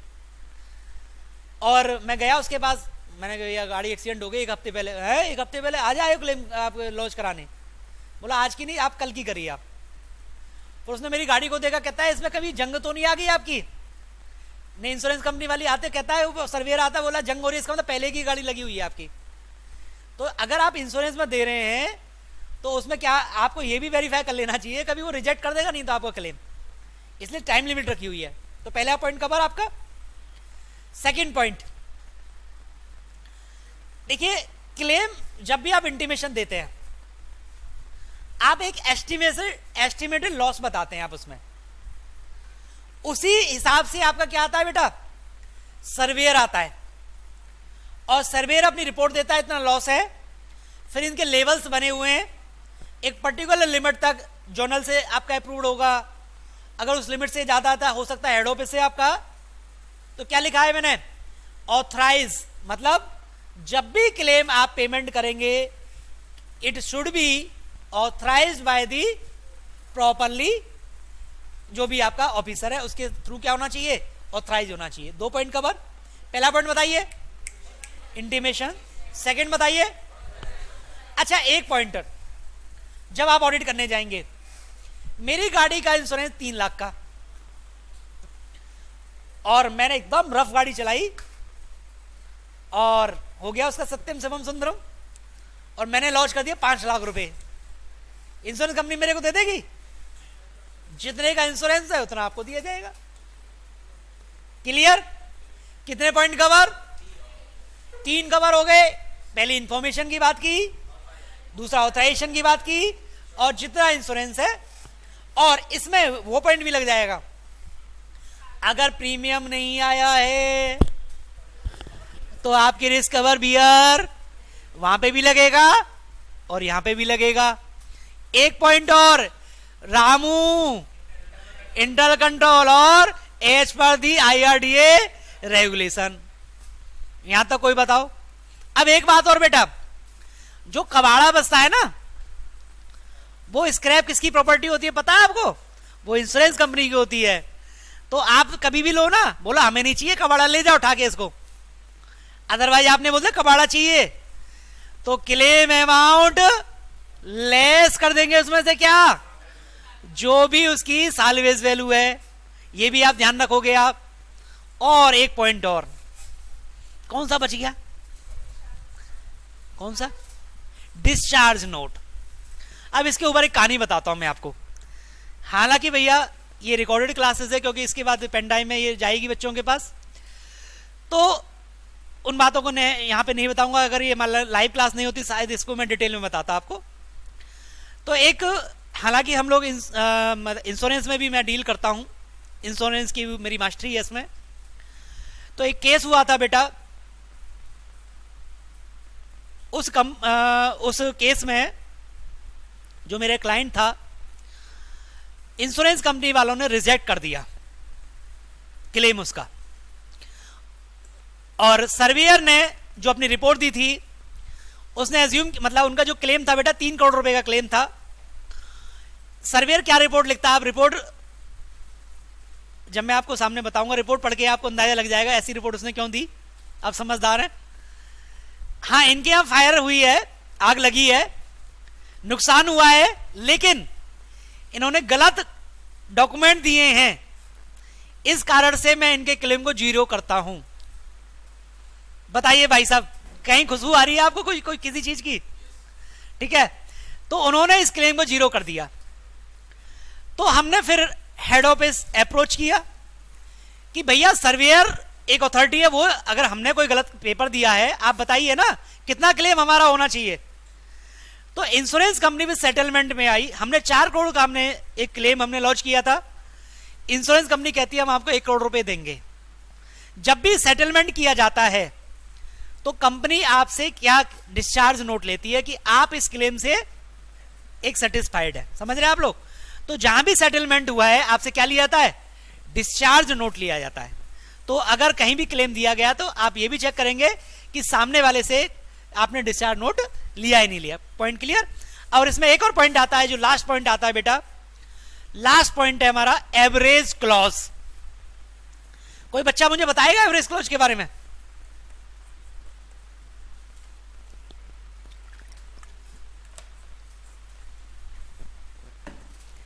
है कोई बच्चा? हाँ बेटा जी।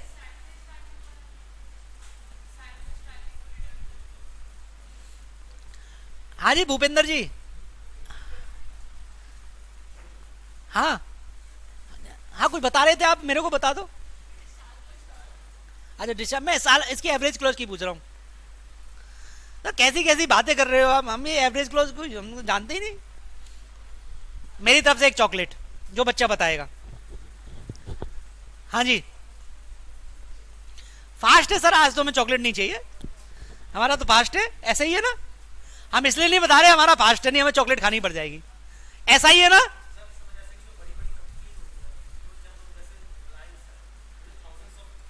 नो यार मेरे को बता दे दो, लंबा टॉपिक खिंच जाएगा, जल्दी खत्म करना है। आइए देखिए मैं बता देता हूं फटाफट। देखिए अगर आपने मान लीजिए अंडर इंश्योरेंस कराया है, आपके स्टॉक था 10 करोड़ रुपए का, ठीक है एक्चुअल में, लेकिन आपने इंश्योरेंस लिया 5 करोड़ का ही। जब आपका क्लेम एक्चुअल में जो लॉस हुआ है, जब आपको क्लेम दिया जाएगा, इंश्योरेंस कंपनी उसका भी एवरेज कर देगी अंडर जितना इंश्योरेंस कराया। आपने आईपीसी लेवल पर पढ़ा होगा, तो आपको यह भी चेक करना पड़ेगा कि आपने इंश्योरेंस लेते समय अपने स्टॉक का क्या नहीं कराया है, अंडर इंश्योरेंस तो नहीं करा दिया। तो वेरी वेरी इंपॉर्टेंट पॉइंट है। चलिए नेक्स्ट आइए, इसके बाद नेक्स्ट आता कमीशन। बहुत आसान सा पॉइंट है बेटा। कमीशन में आप कमीशन की जो एजेंट हैं उनकी लिस्ट ले लेंगे और उस रेट से इनको कमीशन जाना चाहिए। जो रेट प्रिस्क्राइब्ड है उससे ज्यादा नहीं होना चाहिए। मैनेजमेंट से एक लेटर ले लेंगे, 2-3 पॉइंट बनते हैं, इसमें कोई खास पॉइंट नहीं बनता है। आइए इसके बाद नेक्स्ट आता है आपका, ये आपका एमसीक्यू के लिए है, जो ऑपरेटिंग एक्सपेंसेस होने चाहिए आपके बैलेंस शीट में सेपरेटली दिखाए जाएंगे। अगर उसका अमाउंट 5 लाख और 1% ऑफ द प्रीमियम है, इन दोनों में हाइयर है, और अगर वो expenses directly relating insurance business नहीं है तो आपको 1 रुपए का भी बैलेंस शीट के हेड पे आएगा। मतलब आप उसको मिक्सचर नहीं कर सकते, मतलब सेपरेट उसमें आएगा, बैलेंस शीट के फेस पे आएगा वो आइटम, जिससे कि यूजर उसको फाइंड आउट कर सके आप कहाँ खर्चा कर रहे हैं। अभी लोग आप क्या कर देते हो, उनको मिक्सचर कर देते हो, कहीं भी डाल देते हो खर्चों को, वो नहीं। अगर 1% ऑफ द प्रीमियम है और 5 लाख बेचावर्दी अगर हाइयर है तो वो फेस पे आना चाहिए वो खर्चा आपका। आप उसको किसी दूसरे में मर्ज नहीं कर सकते, उस खर्चे को आपको बैलेंस शीट में डालना पड़ेगा, सामने वालों को दिखाना पड़ेगा आपको। आइए इसके बाद नेक्स्ट आता है आपका मैनेजमेंट एक्सपेंसेस। बहुत आसान सा है। जब भी कोई भी इंश्योरेंस कंपनी में खर्चा होगा तो सबसे पहले आप चेक करेंगे उस अधिकारी को पावर होनी चाहिए उस खर्चे को करने की, और एक पर्टिकुलर लिमिट से ज़्यादा अगर मान लीजिए अमाउंट से ज़्यादा अगर आपका खर्चा है तो आप उसके लिए टेंडर प्रक्रिया अपनाएंगे। लोगों से 3 कोटेशन मांगेंगे आप, और प्रॉपर अप्रूवल होनी चाहिए, अकाउंट पे ही चेक होना चाहिए, प्रॉपर पेमेंट जाना चाहिए और इंटरनल कंट्रोल लगना चाहिए। ये जनरल पॉइंट्स हैं जो आई थिंक आप लोगों को कोई दिक्कत नहीं होगी इसमें। चलिए इसके बाद नेक्स्ट आता है बेटा आपका बैलेंस शीट के कुछ आइटम है। पहला पॉइंट आता है को इंश्योरेंस, नाम से ही पता लग रहा को इंश्योरेंस। हाँ, कोई इसकी व्याख्या करेगा, कोई इसके डिस्क्रिप्शन करेगा? को इंश्योरेंस, हाँ। अब देखिए क्या होता है, कभी कभी जैसे मैं आपके सामने एग्जांपल लेता हूँ, डीएमआरसी का एग्जांपल लेता हूँ। बताइए एक ही मेट्रो ट्रेन करोड़ रुपए की है कि नहीं? अगर डीएमआरसी वाले आते हैं, मान लीजिए मैं एक न्यू इंडिया इंश्योरेंस कंपनी हूँ, तो मैं क्या बोलूँगा, भाई साहब मेरा इतना नेटवर्क नहीं है कि आपकी इतनी सारी गाड़ियों को मैं इंश्योरेंस कर सकूं, तो मैं अपने साथ कई लोगों को भी क्या कर लेता हूं, इन्वॉल्व कर लेता हूं। इस सारी प्रक्रिया को क्या बोलते हैं हम लोग, को इंश्योरेंस। अब देखिए ये कंसेप्ट तो आपको समझ में आ गया बेटा। अब मैं बात करता हूं आपसे ऑडिट पॉइंट के लिए क्या क्या पॉइंट आने चाहिए। देखिए सबसे पहले इसमें कंसेप्ट है जो मैं आपके साथ डील करता हूं। इसमें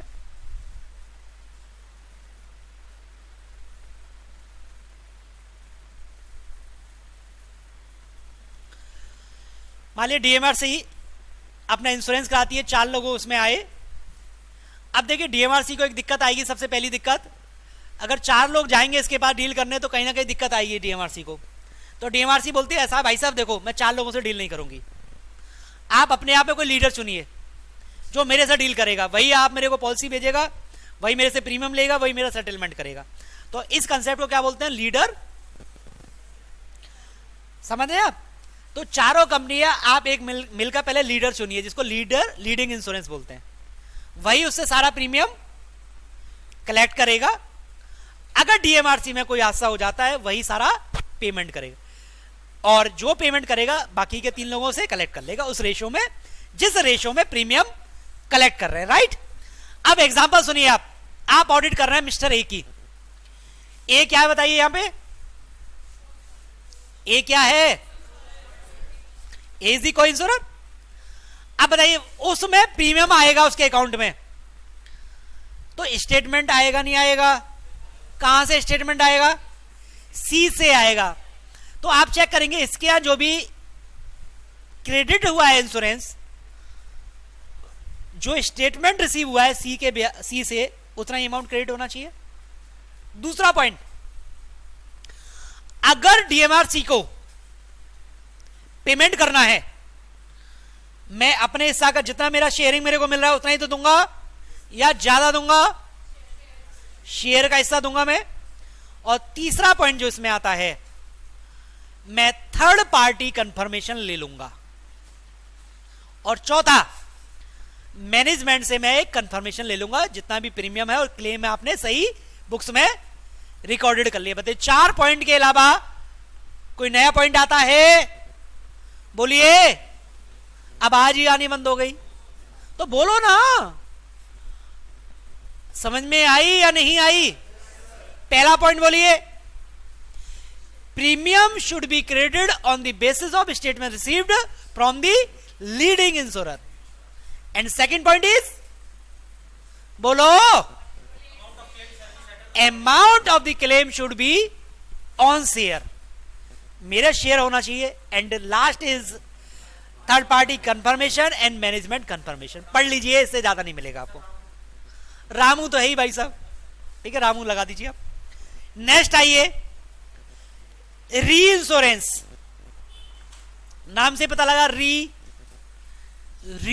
इंश्योरेंस, कुछ पता लग रहा है? कोई व्याख्या करेगा कोई इसको? हाँ, यस। और कोई तो बता दो, और कितनी बार बताएं, यही काम रह गया बताने का। हम तो पढ़ने आए, पढ़ाइए आप। एक बार रीड करिए प्लीज, 5 मिनट का। मेरी स्लाइड थोड़ी आगे नीचे हो गई है।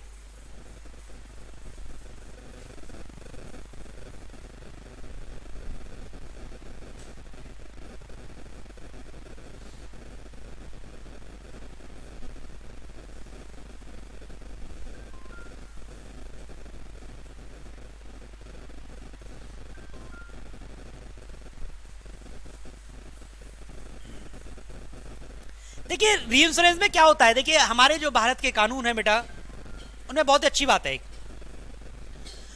अगर आपकी रिस्क ज्यादा हो रही है, मतलब ये नहीं है मेरे को लाइसेंस मिल गया आज, अब मैं तो ये सारी पॉलिसी ले आओ, डीएमआरसी दे दो, रिलायंस दे दो, सब कुछ कर दूंगा मैं, तो नहीं बेटा। अगर आप इंश्योरेंस एक्ट को जब आप पढ़ेंगे, आपकी कैपिटल के हिसाब से इंश्योरेंस आप रिस्क बियर कर सकते हैं आप। अब इंश्योरेंस कंपनी के लिए बड़ी दिक्कत हुई, बोला कि अगर हम क्लाइंट से इंश्योरेंस नहीं लेंगे तो सामने वाले पे गलत प्रभाव पड़ेगा।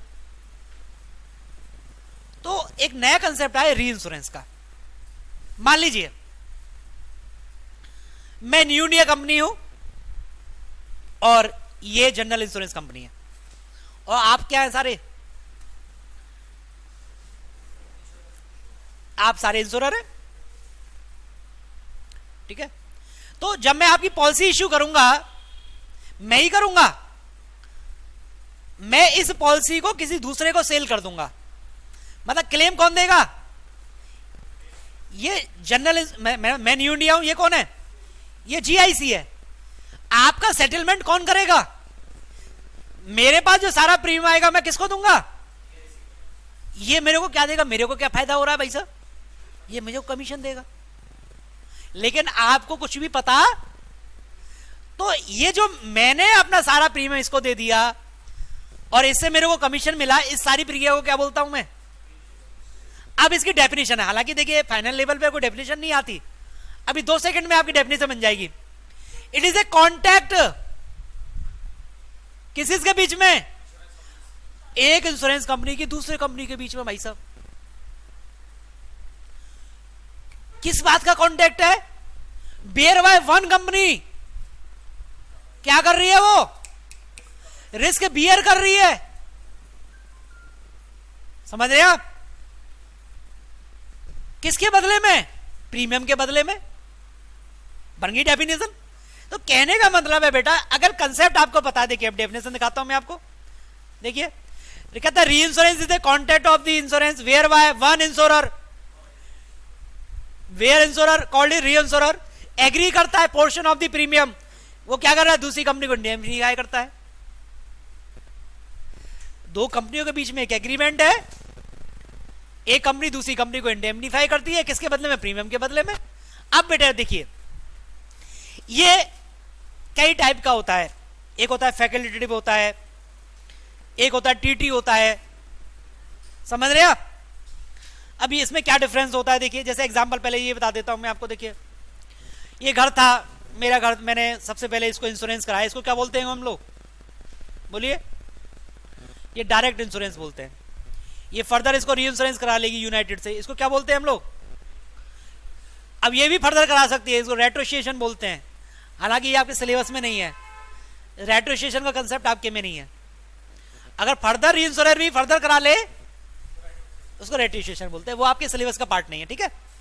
अब देखिए एक चीज याद रखिए प्लीज, नाम, जो बच्चे को नाम में कंफ्यूजन होता है, पॉइंट सारे लिख दोगे आप ऑडिट के। ये जो कंपनी है जिसने इसको प्राइमरी इंश्योरेंस, लिख लीजिए आप, जो प्राइमरी कंपनी है उसको प्राइमरी कंपनी बोलते हैं, रीइंश्योर्ड बोलते हैं, सीडिंग कंपनी बोलते हैं इसको। नाम में दिक्कत आती है बेटा आप लोगों को। जो प्राइमरी कंपनी है उसके नाम क्या क्या है?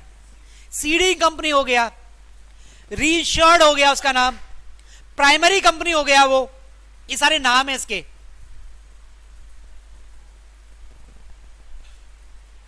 क्लियर? हाँ या ना? और जो दूसरी कंपनी जो रीइंश्योरर बोलते हैं उसको, ठीक है। चलिए अब इसके टाइप को करने से पहले इसका ऑडिट कर लेते हैं हम लोग। अभी टाइप पे मैं बाद में आता हूं, पहले इसका ऑडिट कर लेते हैं हम लोग।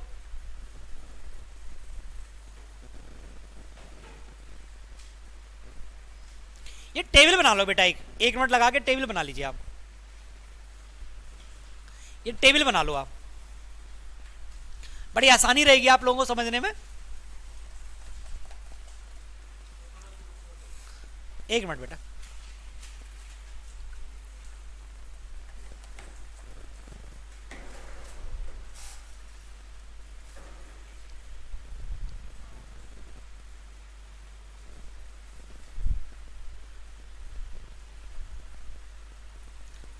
ठीक है। ये नहीं चल रहा बेटे, खराब है ये वाला। कॉलिंग नहीं आ रही मेरे को, ध्यान तक आ रही है।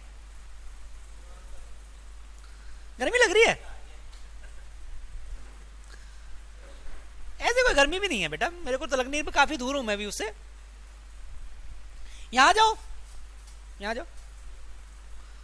आप ठीक है? हाँ आप ठीक है सर, अब नहीं लग रही। मेरे को अच्छे से याद है बेटा, जब मैं पढ़ाई करता था ना, मेरे को आवाज भी, पंखे की आवाज से भी परेशानी होती थी, और इन्हीं दिनों की बात होती थी, मैं पंखे भी बंद कर देता था, पढ़ता रहता था भाई साहब, है ना। हाँ, तो कभी कोई ना दिक्कत होती है तो पंखा ही बंद कर देता था। बस जुनून होना चाहिए भाई साहब। और देखिए मैं आपको एक चीज बता रहा हूं, अगर आपके अंदर जुनून है ना बेटा, कोई दुनिया की ताकत आपको नहीं रोक सकती। वो जुनून आपके अंदर आना चाहिए। मतलब कुछ नहीं यार, बहुत आसान है बेटा सीए बनना, तो मैं मजाक नहीं कर रहा मैं आपको।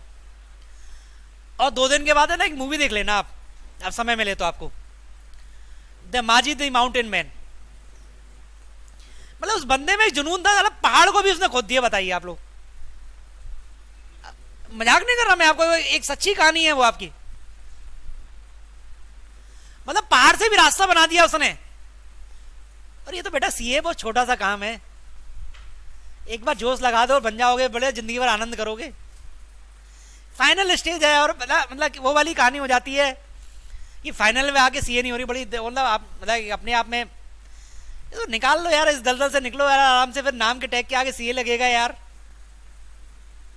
निकाल दो एक बार यार, एक बार दम लगा दो पूरा, भूल जाओ क्या हुआ है यार। और सीए बनने के बाद सब इक्वल है यार, कोई नहीं पूछता 2 बार में बने हो 3 बार में बने हो यार, सब लोग जानेंगे चार्टर्ड अकाउंटेंट है यार। फिर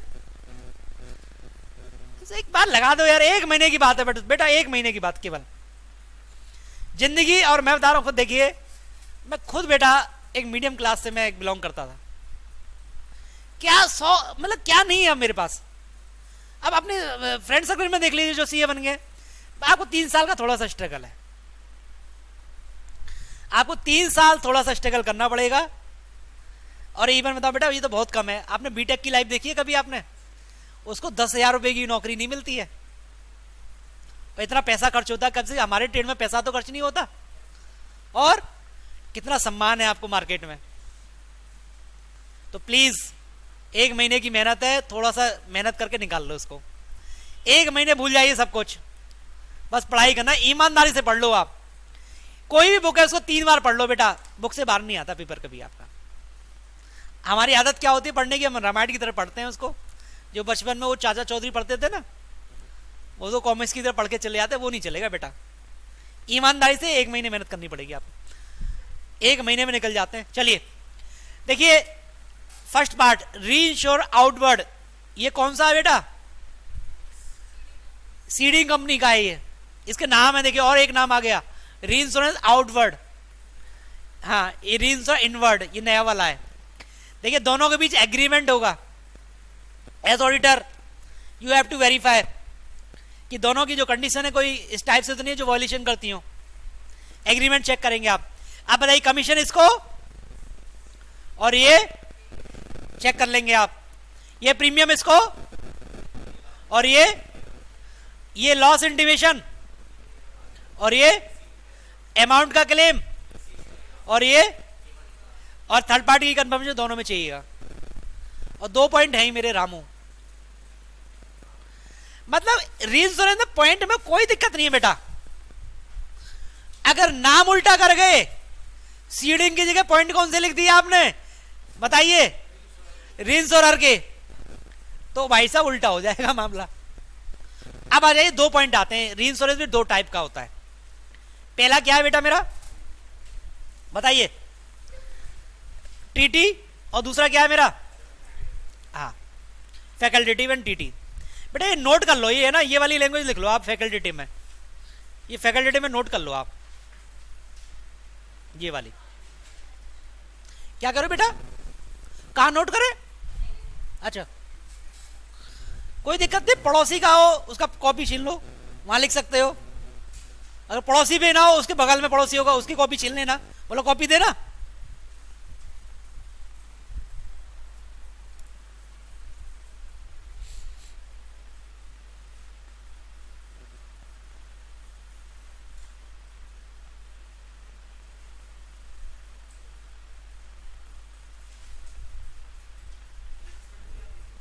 हाँ अभी बताएंगे एक दो, पहले एक बार बस 15-20 मिनट और लगेंगे, खत्म होने वाला है। कि 11:30 बजे स्टार्ट किया था ना मैंने, अभी तो है मेरे पास आधा घंटा, खत्म कर दूंगा, चिंता मत करो, 1.5 घंटे में खत्म करूंगा।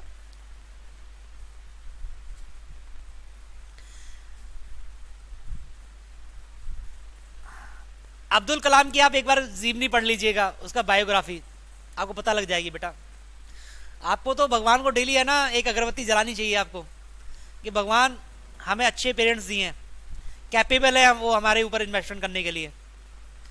दुनिया में ऐसे ऐसे लोग मिलते हैं बेटा जिनके पास आज से कल तक नहीं है, और सीए तो बहुत छोटी चीज़ है। अभी 8-10 अटेम्प्ट पहले एक बच्चा मेरे पास आया था कि सर मेरे पास पैसे नहीं है। मैंने कहा बेटा फ्री पढ़ाऊंगा मैं तेरे को, तो बस मुझे तुमसे एक चीज़ चाहिए। बोलो क्या चाहिए? मुझे रिजल्ट चाहिए। मैं सर प्रॉमिस करता हूँ। तो वो बच्चा क्लास ली उसने, और पहले अटेम्प्ट में सीए बन के आया मेरे पास। जब वो डिब्बा लेके आया था, मैं लिटरली बता रहा हूँ बेटा, उतनी खुशी हुई थी मेरे को। तो कहने का मतलब बेटा, अगर आप कोई डिसाइड कर ले तो कोई भी ऐसी चीज़ नहीं है जिसको आप अचीव ना कर सको आप। लेकिन दिक्कत है कहीं ना कहीं टारगेट आपका डिसाइडेड नहीं है। ऐसी कोई चीज है जो ना कर सके आप? बताइए, बोलिए। कोई अंतर है क्या जो सीए बनते हैं आप में? मान लो इस बात को, कहीं ना कहीं गैप चल रहा है पढ़ने में आके में। प्लीज मेरा आपसे यही गुजारिश है, क्योंकि आप लोग मेरे से बड़े हैं, ठीक है, और बड़ों से तो रिक्वेस्ट की जाती है, कोई डांटना थोड़ा जाता है आजकल, कोई टीचिंग की परिभाषा ही चेंज हो गई है आजकल। तो चलिए देखिए, एक होता है फैकल्टेटिव और एक क्या होता है, दोनों में बड़ा माइनर सा डिफरेंस है बेटा।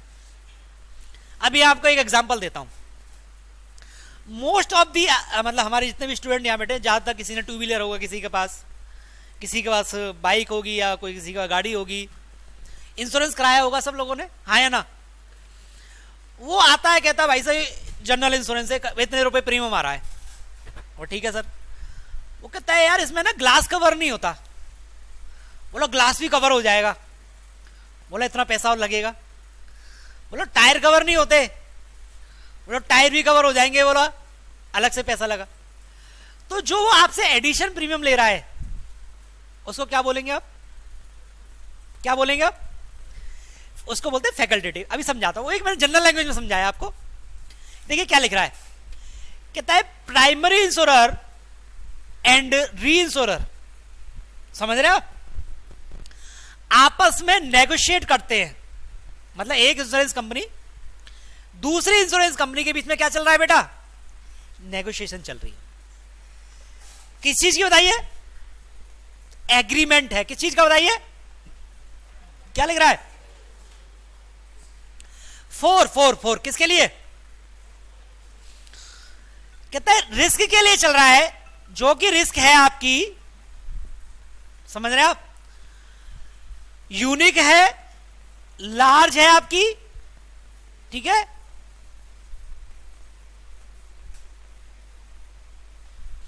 यूनिक है, लार्ज है और हाई ट्रांजैक्शन कॉस्ट। ध्यान रखिएगा, अभी मैंने आपको कोई भी अंडरस्टैंडिंग नहीं, केवल आपको रीड कराया, समझिए आप। एक कंपनी और दूसरी कंपनी के बीच में एक एग्रीमेंट हुआ। ये न्यू इंडिया, सॉरी मैं न्यू इंडिया हूं, और ये कौन है? General insurance, GIC. मेरे और इनके बीच में एग्रीमेंट हुआ कि भैया देख, मेरे पास जितनी भी फायर की पॉलिसी आएंगी, जितनी भी फायर की पॉलिसी आएंगी मैं आपको दे दूंगा। That is called treaty. जितनी भी फायर की पॉलिसी आएंगी मैं आपको दे दूंगा, दैट इज कॉल्ड। अब फायर में आपने नाम सुना ऑयल रिग? ऑयल एक रिग होती है, बहुत हैवी मतलब अमाउंट की होती है, 100 ऑफ मिलियंस और मिलियंस के उसमें आती है। अब मान लीजिए कोई इंश्योरेंस कराना आया मेरे पास फायर का, भारत सरकार आई मेरे पास, भैया एक ऑयल रिग है हमारे पास, एक समुद्र में रखी हुई है, उसका इंश्योरेंस कर दो। मैं एक न्यू इंडिया कंपनी, बोला हाँ कर देता हूं, फायर का कर दिया मैंने। क्या ये इंश्योरेंस यहां चला जाएगा? क्यों? अभी तो एग्रीमेंट हुआ है फायर का। वो बेटा जनरल है, लेकिन अब क्या कहता है फैकल्टेटिव में? कहता है कि ऐसी इंश्योरेंस आपको अलग से, मेरा और इसके बीच में एग्रीमेंट होगा, जो कैसी रिस्क है, जिसमें यूनिक है, लार्ज है, बहुत बड़ी रिस्क है उसमें, और जिसमें क्या है बेटा? फायर की तो है लेकिन जनरल में नहीं जाएगी, क्योंकि ये रिस्क कैसी है? एक अलग टाइप की है, यूनिक है, लार्ज एक्सपोजर है, ज्यादा ट्रांजैक्शन कॉस्ट है। तो इसके लिए मुझे अलग से क्या करना पड़ेगा बेटा? एक एग्रीमेंट करना पड़ेगा। तो ऐसे एग्रीमेंट को क्या बोलूंगा मैं? क्लियर? क्लियर? अब आ जाइए आप टीटी में। टीटी में नोट कर लीजिए आप, जिसमें एक एग्रीमेंट की वजह से जनरल सारे रिस्क जब आपकी ट्रांसफर हो जाती है, that is called TT insurance.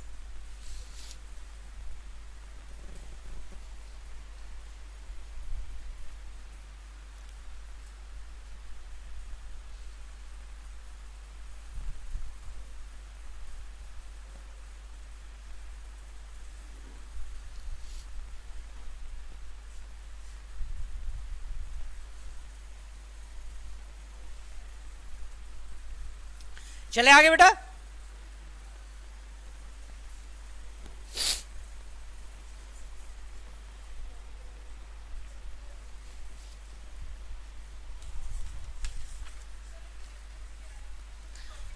नहीं नहीं, उसमें देखिए अभी कराता हूं, अभी कराता हूं।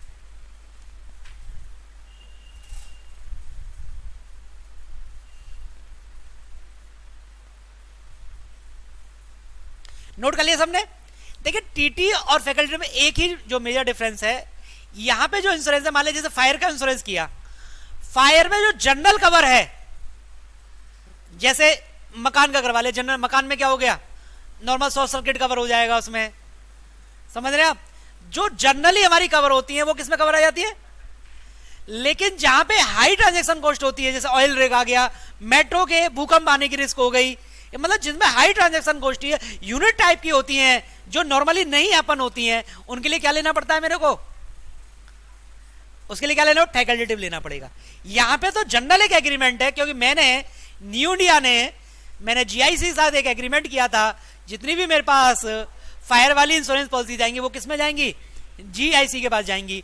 लेकिन जब ऑयल रिग टाइप का आ जाएगा, मेट्रो वाली आ जाएंगी, वो कवर उसमें नहीं होंगी मेरी। उसके लिए क्या लेना पड़ेगा मेरे को? फैकल्टेटिव लेना। क्योंकि वर्ड क्या है वहां पे? यूनिक होनी चाहिए, लार्ज होनी चाहिए, हाई ट्रांजैक्शन कॉस्ट होनी चाहिए, उसके अलावा सारी इसमें आ जाएंगी।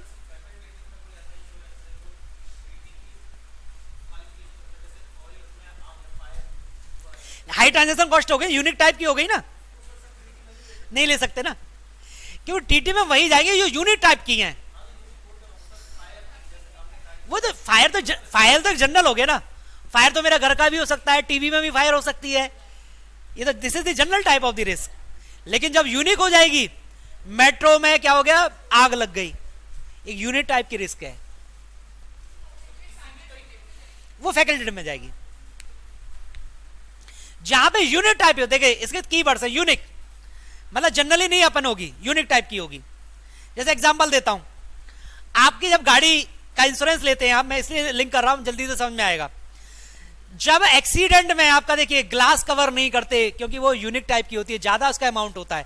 टायर कवर नहीं करते, वो क्या हमारे क्या नहीं है, वो आपका क्या है, यूनिट टाइप की रिस्क नहीं है, समझ रहे हैं आप? तो आपका जनरल में क्या है, वो जनरल दे देंगे, लेकिन क्या चीज हटा देंगे उसमें से? टायर का नहीं देंगे, ग्लास का नहीं देंगे, रबड़ का नहीं देंगे। लेकिन जब फैकल्टेटिव में जाओगे आपको उनका भी कराना पड़ेगा अलग से, दैट इज कॉल्ड फैकल्टेटिव। जहां यूनिक टाइप की होती है, लार्ज अमाउंट का होता है, तो इट्स कम अंडर दी, इतने ध्यान रखिए आप। चलिए आगे आगे आइए बेटा। इसके बाद प्रोविजन फॉर टैक्सेशन, बहुत आसान सा है। जब भी आप ऑडिट करने जाएंगे इस पॉइंट का, तो आप चेक करेंगे कौन कौन से ऐसे प्रोविजंस हैं जो इनकम टैक्स में अलाउ होते हैं। ठीक है, इंश्योरेंस कंपनीज को बहुत सारे बेनिफिट्स दिए हुए हैं, अगर कोई आप प्रोविजन बनाते हैं तो वो आप चेक कर लेंगे अलाउ है कि नहीं। ठीक है, चलिए इसके बाद सेकंड,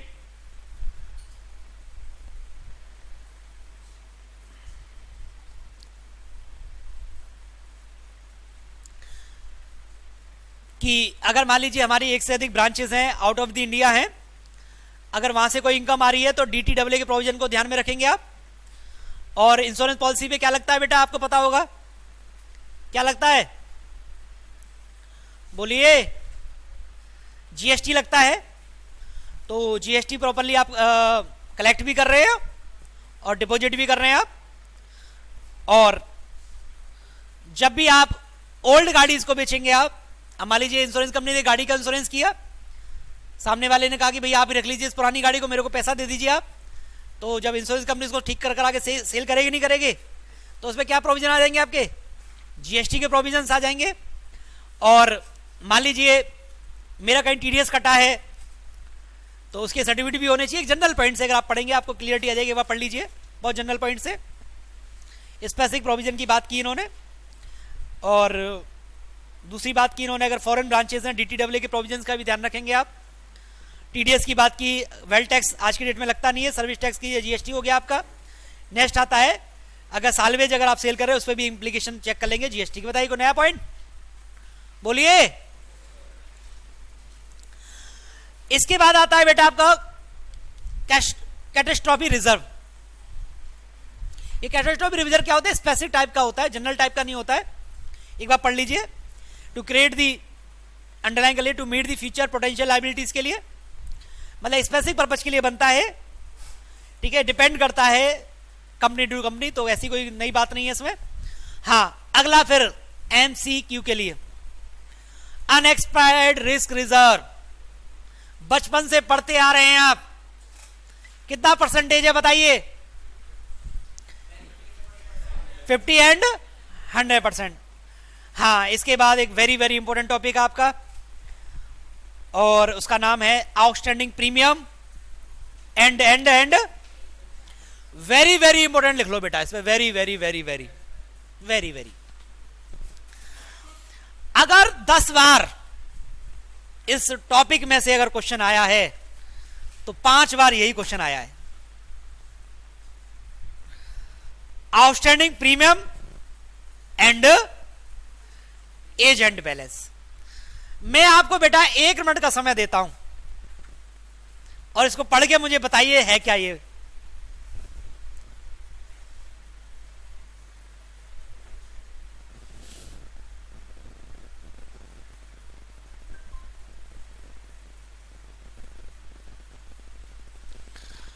लंच ब्रेक जो होगा आप लोगों का 2:30 बजे करूंगा मैं। अभी ये टॉपिक 5 मिनट 7 मिनट खत्म होने वाला है, मैं आपको फिर दोबारा से 5-7 मिनट का ब्रेक दूंगा, फिर एक नया टॉपिक करेंगे, उसके बाद फिर मैं आपको लंच ब्रेक दूंगा। कोई दिक्कत किसी को, ज्यादा भूख तो नहीं लग रही है किसी को, कोई बात नहीं, खान पान ला सकते खा सकते हैं यहाँ पे, कोई दिक्कत नहीं मेरे को भी खिलाइए, आप भी खाइए। चलिए आगे।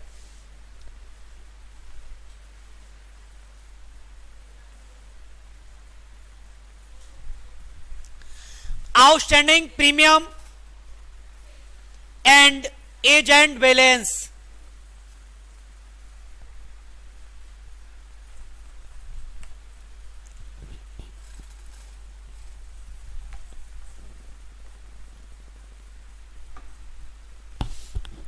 हाँ जी भाई साहब,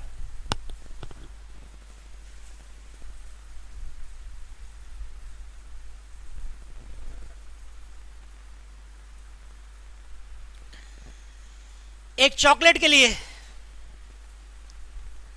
सर नहीं, हमारा फास्ट है आज, हम चॉकलेट खाते ही नहीं आज।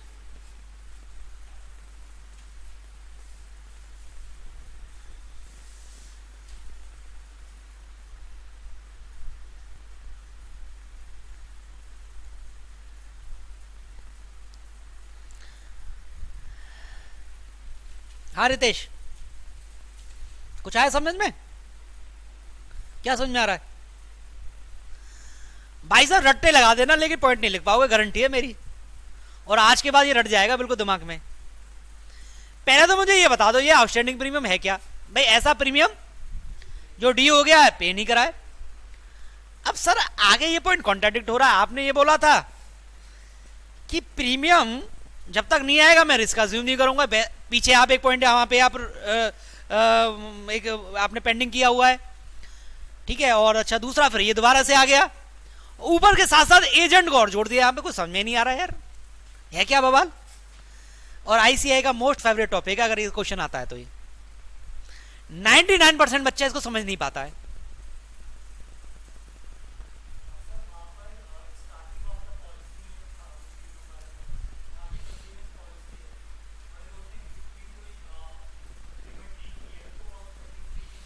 भैया देखो, जितनी भी जनरल इंश्योरेंस पॉलिसी जितनी मैंने देखी है, 1 साल की होती है, गाड़ी की 1 साल की होती है।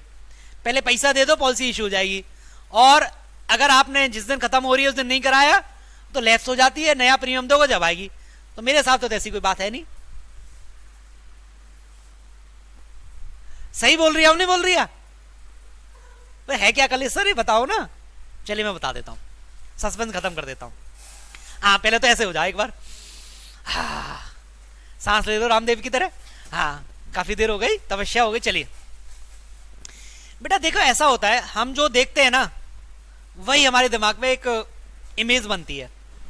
अगर कोई मान लीजिए भगवान आते हैं, बच्चे से, छोटा बच्चा था चॉकलेट खाता है 2-3 साल का, उसके सामने बोलता बेटे तेरे को क्या चाहिए, वो क्या मांगेगा? वो बहुत सारी चॉकलेट दे दो। भाई यही तो होगा। हम भी क्या होते जो देखते हैं वही दिखता है, वही यही होगा। अब देखिए मैं आपको एग्जांपल देता हूं। लार्ज जो कॉर्पोरेट हाउस होते हैं, एग्जांपल ले लो रिलायंस का, हजारों करोड़ के एसेट्स से हैं। आज वो मेरे पास आया इंश्योरेंस कराने, भैया मेरी एसेट्स का इंश्योरेंस कर दो आप। 1000 करोड़ एसेट्स का लगा लो, कितना कम से कम करोड़ रुपए तो कम से कम प्रीमियम बन ही जाएगा। अब रिलायंस क्या कहेगी, यार देख एग्रीमेंट कर ले मेरे साथ, हर महीने की मेरी पॉलिसी बना दे या क्वार्टरली बना दे। ध्यान से सुनिएगा, ये जो पॉइंट है वो लार्ज कॉर्पोरेट के लिए है कि आप मेरा एक मंथली बनाइए या क्वार्टरली बनाइए, हमारा एग्रीमेंट है, आप हमारी रिस्क अज्यूम करेंगे, लेकिन जो प्रीमियम है जो पेड किया जाएगा it should be on monthly और क्वार्टरली बेसिस। अब हो सकता है कि किसी मंथली कोई दिक्कत थी उस कॉर्पोरेट हाउस को, वो पेमेंट नहीं कर पाया। सोचिए, हो सकता है 10 दिन डिले कर दिया हो, तो वो मेरी बुक्स में क्या आएगा? क्लियर। अब वो पीछे जो पॉइंट था 31 मार्च को ड्यू था 2019 को, वो पे हुआ है अप्रैल में। बताइए मेरे 31 मार्च को तो क्या हो जाएगा, आउटस्टैंडिंग आएगा, लेकिन मैं जब बैलेंस शीट के बाद भी चेक कर लूंगा उसकी पेमेंट आई ही नहीं। वो पॉइंट क्लियर हुआ है नहीं हुआ? क्लियर। अब इस पॉइंट पे आ जाइए, आउटस्टैंडिंग हो गया, ड्यू हो गया था। अब सर ये एजेंट बैलेंस, अभी एजेंट बैलेंस तो समझा देता हूं। अब देखिए इंटरनल कंट्रोल के पर्पस से जब मैं इनके सॉफ्टवेयर को चेक करता हूं, मैं इंश्योरेंस कंपनी का सॉफ्टवेयर खोला, मैं इंश्योरेंस कंपनी का एजेंट हूं। क्लियर। मान लीजिए मैं एज एजेंट मैंने रिलायंस की पॉलिसी की और उस रिलायंस की 2 इंस्टॉलमेंट पेंडिंग है, तो जब मैं रिलायंस की पॉलिसी को चेक करूंगा तो वहां पे आएगा नहीं आएगा मेरे पोर्टल में एज एजेंट में कि ये तुम्हें प्रीमियम कलेक्ट करके लाना है। तो इसलिए एक तो वो इन्होंने इसको मर्ज कर दिया, आउटस्टैंडिंग प्रीमियम एंड क्या आ गया मेरा, एजेंट बैलेंस। जिस एजेंट ने वो पॉलिसी की है वहां भी तो ड्यू दिखा रहा होगा आपको, कलेक्ट करके लाना है। अकाउंटिंग पर्पस से वो केवल आउटस्टैंडिंग वाला आएगा, लेकिन इंटरनल कंट्रोल पर्पस से उसकी वहां भी तो आ रहा होगा। ये समझ में आई या नहीं आई, बोलो। तो इसलिए यहां पे क्या बढ़ा रहा है, agent balance and outstanding premium. अब इसके पॉइंट याद कराता हूं। देखिए सबसे पहले समरी पे आ जाइए आप।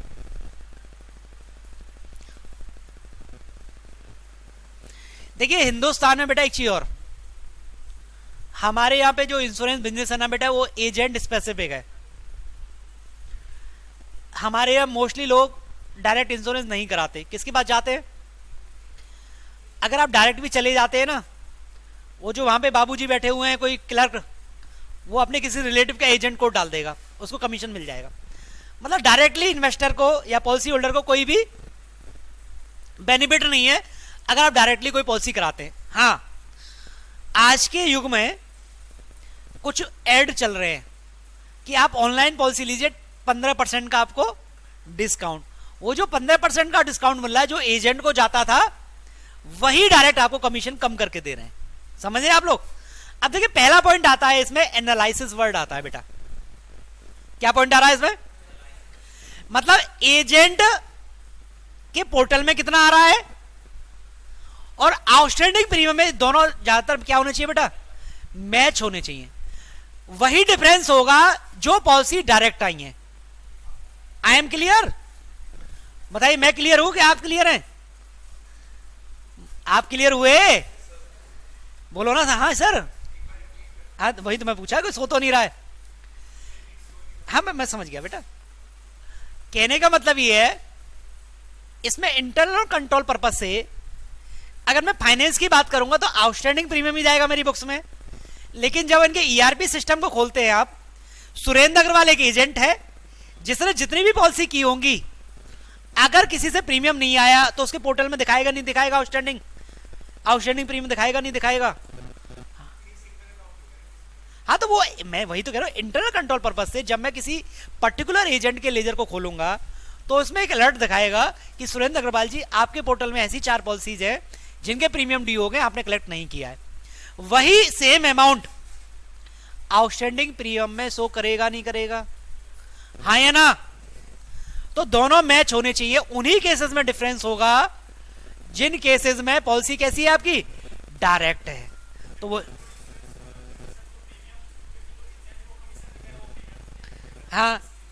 हाँ, तो वही लिखा कि सबसे पहले आप एनालिसिस करेंगे कि आउटस्टैंडिंग प्रीमियम में कितना है और एजेंट बैलेंस में कितना डिफरेंस है, दोनों को आप रिकंसाइल करेंगे आप।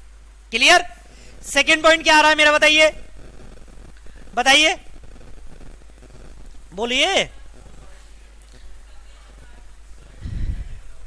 अगर पोस्ट मतलब 31 मार्च के बाद अगर कोई रिकवरी आ गई है तो वो आप वेरीफाई कर लेंगे। आप बहुत से बहुत पुराने हो गए, कंपनी के साथ डिस्प्यूट चल रहा है, वो प्रीमियम देना बंद कर दिया, अगर ज्यादा पुराने के ऊपर उसको क्या करें, बुक्स में आने देंगे, क्या करेंगे उसको, वो राइट ऑफ करेंगे। अगर कोई एडजस्टमेंट किया है तो वो आप चेक कर लेंगे आप। तो 3 ए आ रहे हैं अगर आप देखेंगे ना बेटा, एनालिसिस, एडजस्टमेंट और एज वाइज आउटस्टैंडिंग का उसका एजिंग बना लेंगे हम लोग। और बैलेंस ऑफ एम्प्लॉय का मतलब है बेटा दूसरे हेड का कोई यहां पे अमाउंट नहीं आना चाहिए। आप लेजर स्क्रूटनी करते हो, लेजर स्क्रूटनी में क्या चेक किया जाता है प्राइमरी, कि जो लेजर हेड है उसी से रिलेटेड एक्सपेंसेस आने चाहिए। तो दूसरे हेडों को चेंज करते हैं ना, वही कहता है कि एम्प्लॉय का कोई बैलेंस नहीं आ जाना चाहिए यहां पे। रामू आई गया, रामू, उसके बाद अगर कोई डायरेक्ट बिजनेस आया, कमीशन नहीं देना चाहिए उसको, एजेंट को। और लास्ट में अगर कोई रिकवरीज हुई है तो उसको वेरीफाई कर लोगे आप। एक बार मगअप करिए, एबीसी में आर लगाना है, एबीसी में आर। ए बोले तो एजिंग, एनालिसिस, एडजस्टमेंट, बी बोले बैलेंस, सी बोले तो कंट्रोल, और लास्ट में आर फॉर रिकवरीज। एक बार मगअप करिए फटाफट जल्दी से। एम्प्लॉय बैलेंसेस का मतलब है लेजर में इंश्योरेंस जो पेंडिंग है जो वही आना चाहिए, किसी एम्प्लॉय का बैलेंस नहीं आना चाहिए इसमें। This is the general point, general verification point है कि जिस रिलेटेड आपका लेजर है उसी से रिलेटेड आपका आना चाहिए, ये नहीं किसी और किसी का बैलेंस आपने उसमें डाल दिया है। समझ रहे हैं आप? लेजर जब स्क्रूटनी करते हैं आप लेजर स्क्रूटनी में ये तो चेक करते हैं जो हेड है आपका लेजर का वो पर्टिकुलर हेड से रिलेटेड आइटम आने चाहिए, अदर कोई आपने डाल दिया है तो वो नहीं आना। जैसे एग्जांपल देता हूं मैं आपको, डायरेक्टर रेम्युनरेशन का आपका लेजर खुला हुआ है, आपने एम्प्लॉय का रेम्युनरेशन डाल रखा है, कभी मैच करेगा वो? तो ऐसे ही आपका यहां पे आउटस्टैंडिंग प्रीमियम है तो आउटस्टैंडिंग प्रीमियम आना चाहिए, ना कि एम्प्लॉय का कोई बैलेंस चल रहा है वो यहां डाल दो आप। अगर कोई आपने पोस्ट ऑडिट पीरियड में कोई रिकवरीज की है वो यहां पे आ जाएंगी। बताइए कोई दिक्कत? एक बार मगअप करिए फटाफट जल्दी से, बाइंड अप फटाफट करिए। सबसे पहले सेकंड बताइए, थर्ड बताइए, and fourth is, and last is second last बोल दीजिए, थर्ड लास्ट बोल दीजिए, internal control, and last is commission, and last is. अच्छा इसको ऐसे कर देता हूं मैं। अब बताओ, आप बताओ बेटा पहला पॉइंट, सेकंड आप बताओ, थर्ड आप बताओ। यार आपसे नहीं ऐसे कह रहा हूं, है आगे थोड़ा, ये तो प्रोविजनल बोर्ड टैक्सेशन है। हाँ बेटा आप बताओ। हाँ रामू आ गया, हाँ रितेश है, एज वाइज आ गया। हाँ आप बताओ, कमीशन, प्रीमियम, बस यार कितना आसान सा है, एक बार सारे बोलेंगे आराम से, मजे के साथ, ईमानदारी के साथ। पहला point, second point, third point, and fourth point. Age wise कर लो यार, रिकवरीज कर लो, एंड लास्ट इज। चलिए लास्ट पॉइंट बेटा, जो यार जितने याद आए उतने डाल दे, कम से कम देखो 4 मार्क्स के लिए 4-5 तो होने चाहिए यार, 4 तो कम है यार, 5-6 तो डाल दे यार। जिसमें है ही 4 तो उसमें क्या डालेगा तू? आइए बेटा, लास्ट पॉइंट आज का, ट्रेड क्रेडिट इंश्योरेंस। आइए,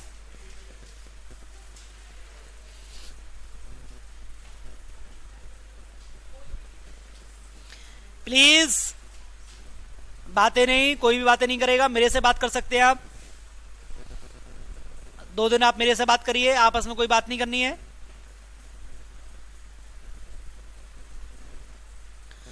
एक बार रीड करिए क्या है ट्रेड क्रेडिट इंश्योरेंस, जितने मेरी स्लाइड निकलती है।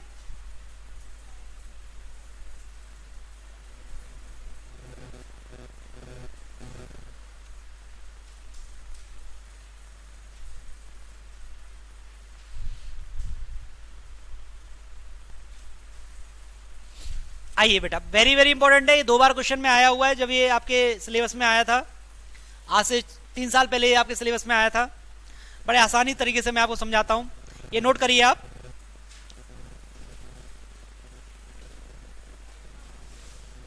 लिख दिया? ये है क्या? देखिए, नाम से पता लग रहा है, ट्रेड इंश्योरेंस। कोई बात नहीं लिखा है यार, कोई बात नहीं, पढ़ ले यार। मैं आपको ना, देख, इंडिया में भी हो सकता है, बाहर भी हो सकता है। मैं आपको ना एक फॉरेन वाला एग्जांपल देता हूं। मैं राम, ये कौन? जॉन। और ये क्या है? 7 समुंदर, मतलब हमारे यहाँ पे ओशियन है, जो यहां से मुझे इनके पास जाना पड़े। ठीक है, अब मैं इनके साथ एक एग्रीमेंट हुआ, इन्होंने कहा भाई मेरे को चाय चाहिए, चाय। मैं चाय भेज देता हूं तेरे को। मैंने एक कंटेनर मंगाया, लोड किया, भेज दिया। और जैसे ही भारत की टेरिटरी से बाहर गया, इनके पास माल आ गया, बोला पैसे नहीं देता, आजा पैसे लेने आएगा। तो मतलब जनरल लैंग्वेज में बता रहा हूं, मतलब ऐसा इंश्योरेंस। मेरे को डर है, मैं राम हूं, ये जॉन है, मेरे को डर है कि मेरा पेमेंट ना आए। हो सकता है कि जब वो मेरा शिप जा रहा था, उसमें शिप में ही आग लग गई। हो सकता है, नहीं हो सकता, डूब जाए टाइटैनिक। और तीसरा, ये पैसे ना दे, बोला नहीं देता, आजा। आपको पता है चाइना से जितने भी ट्रेड होते हैं, ये बदतमीजी बहुत होती है। जब भी आप चाइनीज से जबकि आप डीलिंग करते हैं, इसमें बड़ा आपको सावधानी रखने की जरूरत है। मतलब फॉरेन ट्रेड इतना आसान नहीं है, इसलिए तो टीटी का कंसेप्ट चलता है। ठीक है, टीटी का कंसेप्ट चलता है और बैंक गारंटी का कंसेप्ट चलता है, ये सारे कंसेप्ट चलते हैं। अगर आप फॉरेन ट्रेड में थोड़ा सा भी इंटरेस्ट रखते हैं, बहुत अच्छा मतलब एक ट्रेड है, थोड़ा सा अगर आप इंटरेस्ट रखें तो। लेकिन दिक्कत क्या है, हम चार्टर्ड अकाउंटेंट या हमारे जितने भी आर्टिकल्स होते हैं, जैसा देखते हैं वैसा करते हैं। वही ऑडिट देखा है तो ऑडिट करेंगे। मैं कह रहा थोड़ा सा इंटरेस्ट रखिए फॉरेन ट्रेड में आप। तो कई मेरे फॉरेन ट्रेड के क्लाइंट्स हैं, तो अगर आप देखते हैं, एक छोटे छोटे ट्रेडर्स हैं, लेकिन उनकी टर्नओवर है, जब आप देखोगे बहुत अच्छी टर्नओवर रहती है। थोड़ा सा इंटरेस्ट जगाइए। और फॉरेन ट्रेड के नाम पे कुछ लोग बेवकूफ बनाते हैं। हम आपको ट्रेनिंग कराएंगे, वो कुछ नहीं, 2-4 चीजें बताएंगे, टीटी क्या होता है, फॉरेन ट्रेड क्या होता है, और बिल, शिपिंग बिल क्या होते हैं, 2-4 चीजें आपको सिखाएंगे। ठीक है, उसी के नाम में 10-15 हजार रुपए आपसे ले लेंगे। बहुत ट्रेनिंग देते हैं, ट्रेनिंग वाले खुले हुए हैं। हमसे ज्यादा कोई जानता है कि इसके बारे में। लेकिन समस्या ये है कि चार्टर्ड अकाउंटेंट या उनके जो ट्रेनिंग होते हैं, उनको तो बस यही चीजें समझ में आती हैं। बैंक ऑडिट समझ में आता है, कॉन्करेंट ऑडिट समझ में आता है, स्टेट ऑडिट समझ में आता है, टैक्स ऑडिट समझ में आता है, उसके आगे दुनिया समझ में नहीं आती। जबकि मैं कहता हूँ चार्टर्ड अकाउंटेंट के लिए इतना बड़ा स्कोप है बेटा, बहुत बड़ा स्कोप है। हमारे बिना कुछ नहीं हो सकता। फाइनेंस में हम लोग पंडित हैं, तो कोई अगर आपसे कहे ना हमारा कोई स्कोप नहीं है, मैं कहता हमसे ज्यादा कोई स्कोप ही नहीं है। आपके अंदर काबिलियत होनी चाहिए बेटा। आपके अंदर डेली आप 1 लाख रुपए कमा सकते हैं, डेली आपके अंदर काबिलियत होनी चाहिए।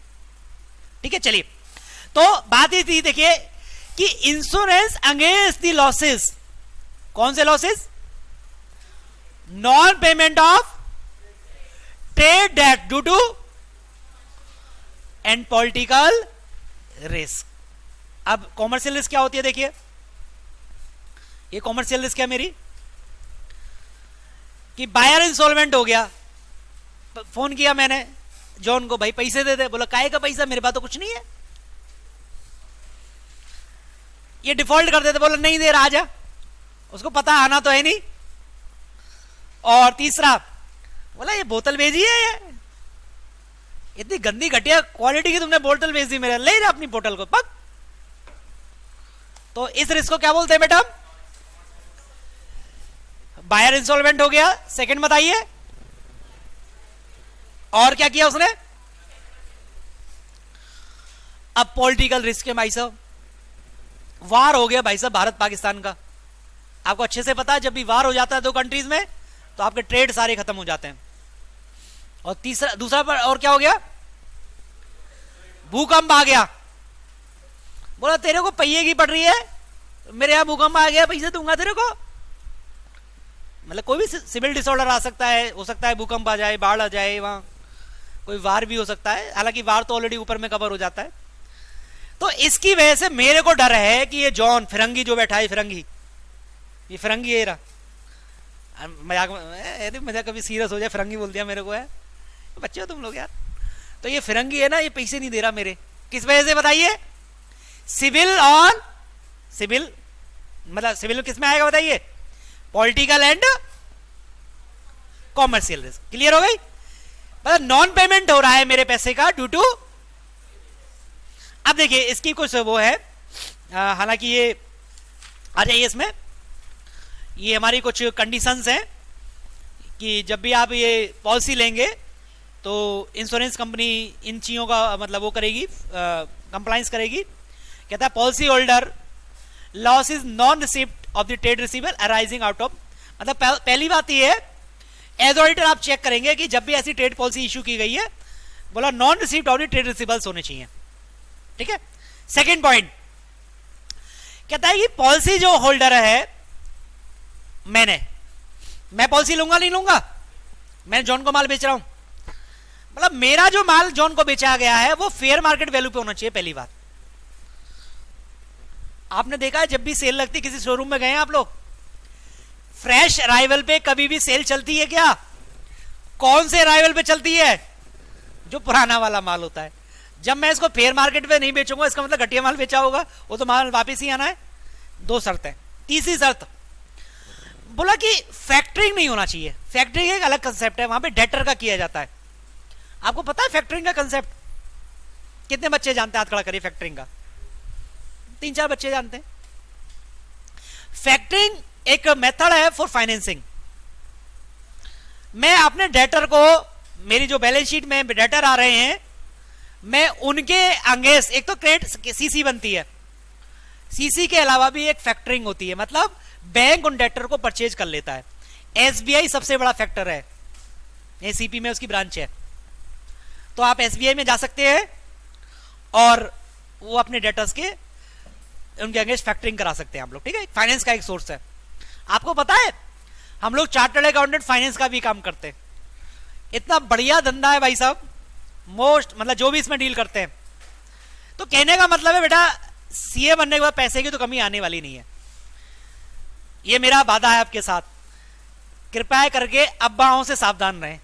ठीक है, चलिए नेक्स्ट चलिए।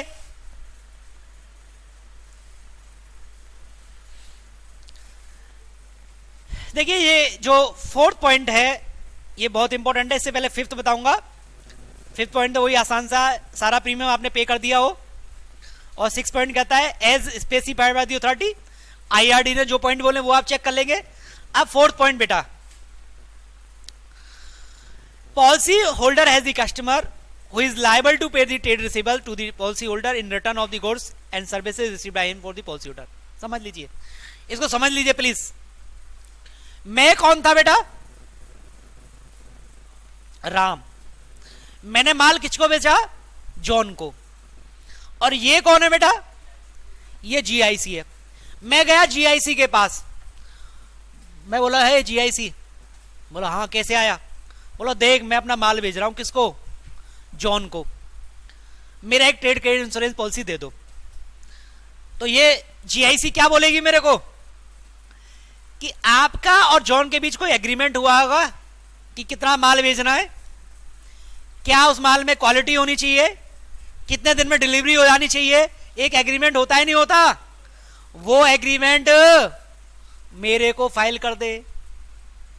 जब इन दोनों के बीच में क्या होगा? डिफॉल्ट होगा, तो ये जो जीआईसी चेक करेगी माल घटिया तो नहीं दिया था, टाइम से डिलीवरी तो नहीं दी थी, तो मेरे को एक एग्रीमेंट यहां फाइल करना पड़ेगा। तो कौन कौन से पॉइंट है एज ऑडिटर आप चेक करेंगे। सबसे पहले मार्केट वैल्यू पे होना चाहिए, दूसरा ट्रेड रिसीवेबल के अगेंस्ट होना चाहिए, फैक्टरिंग का कंसेप्ट नहीं होना चाहिए, सारा प्रीमियम आपने पे कर दिया हुआ होना चाहिए, मेरा और जॉन के बीच में जो एग्रीमेंट है वो मैं फाइल कर दूंगा, और अदर कोई कंडीशन है वो स्पेसिफाइड करे। बताइए कोई नई पॉइंट। तो बेटा आप लोगों को 5 मिनट का एक ब्रेक है, थोड़ा सा इधर उधर फिर के आ सकते हो, ठीक है। हाँ मैं समझ रहा था।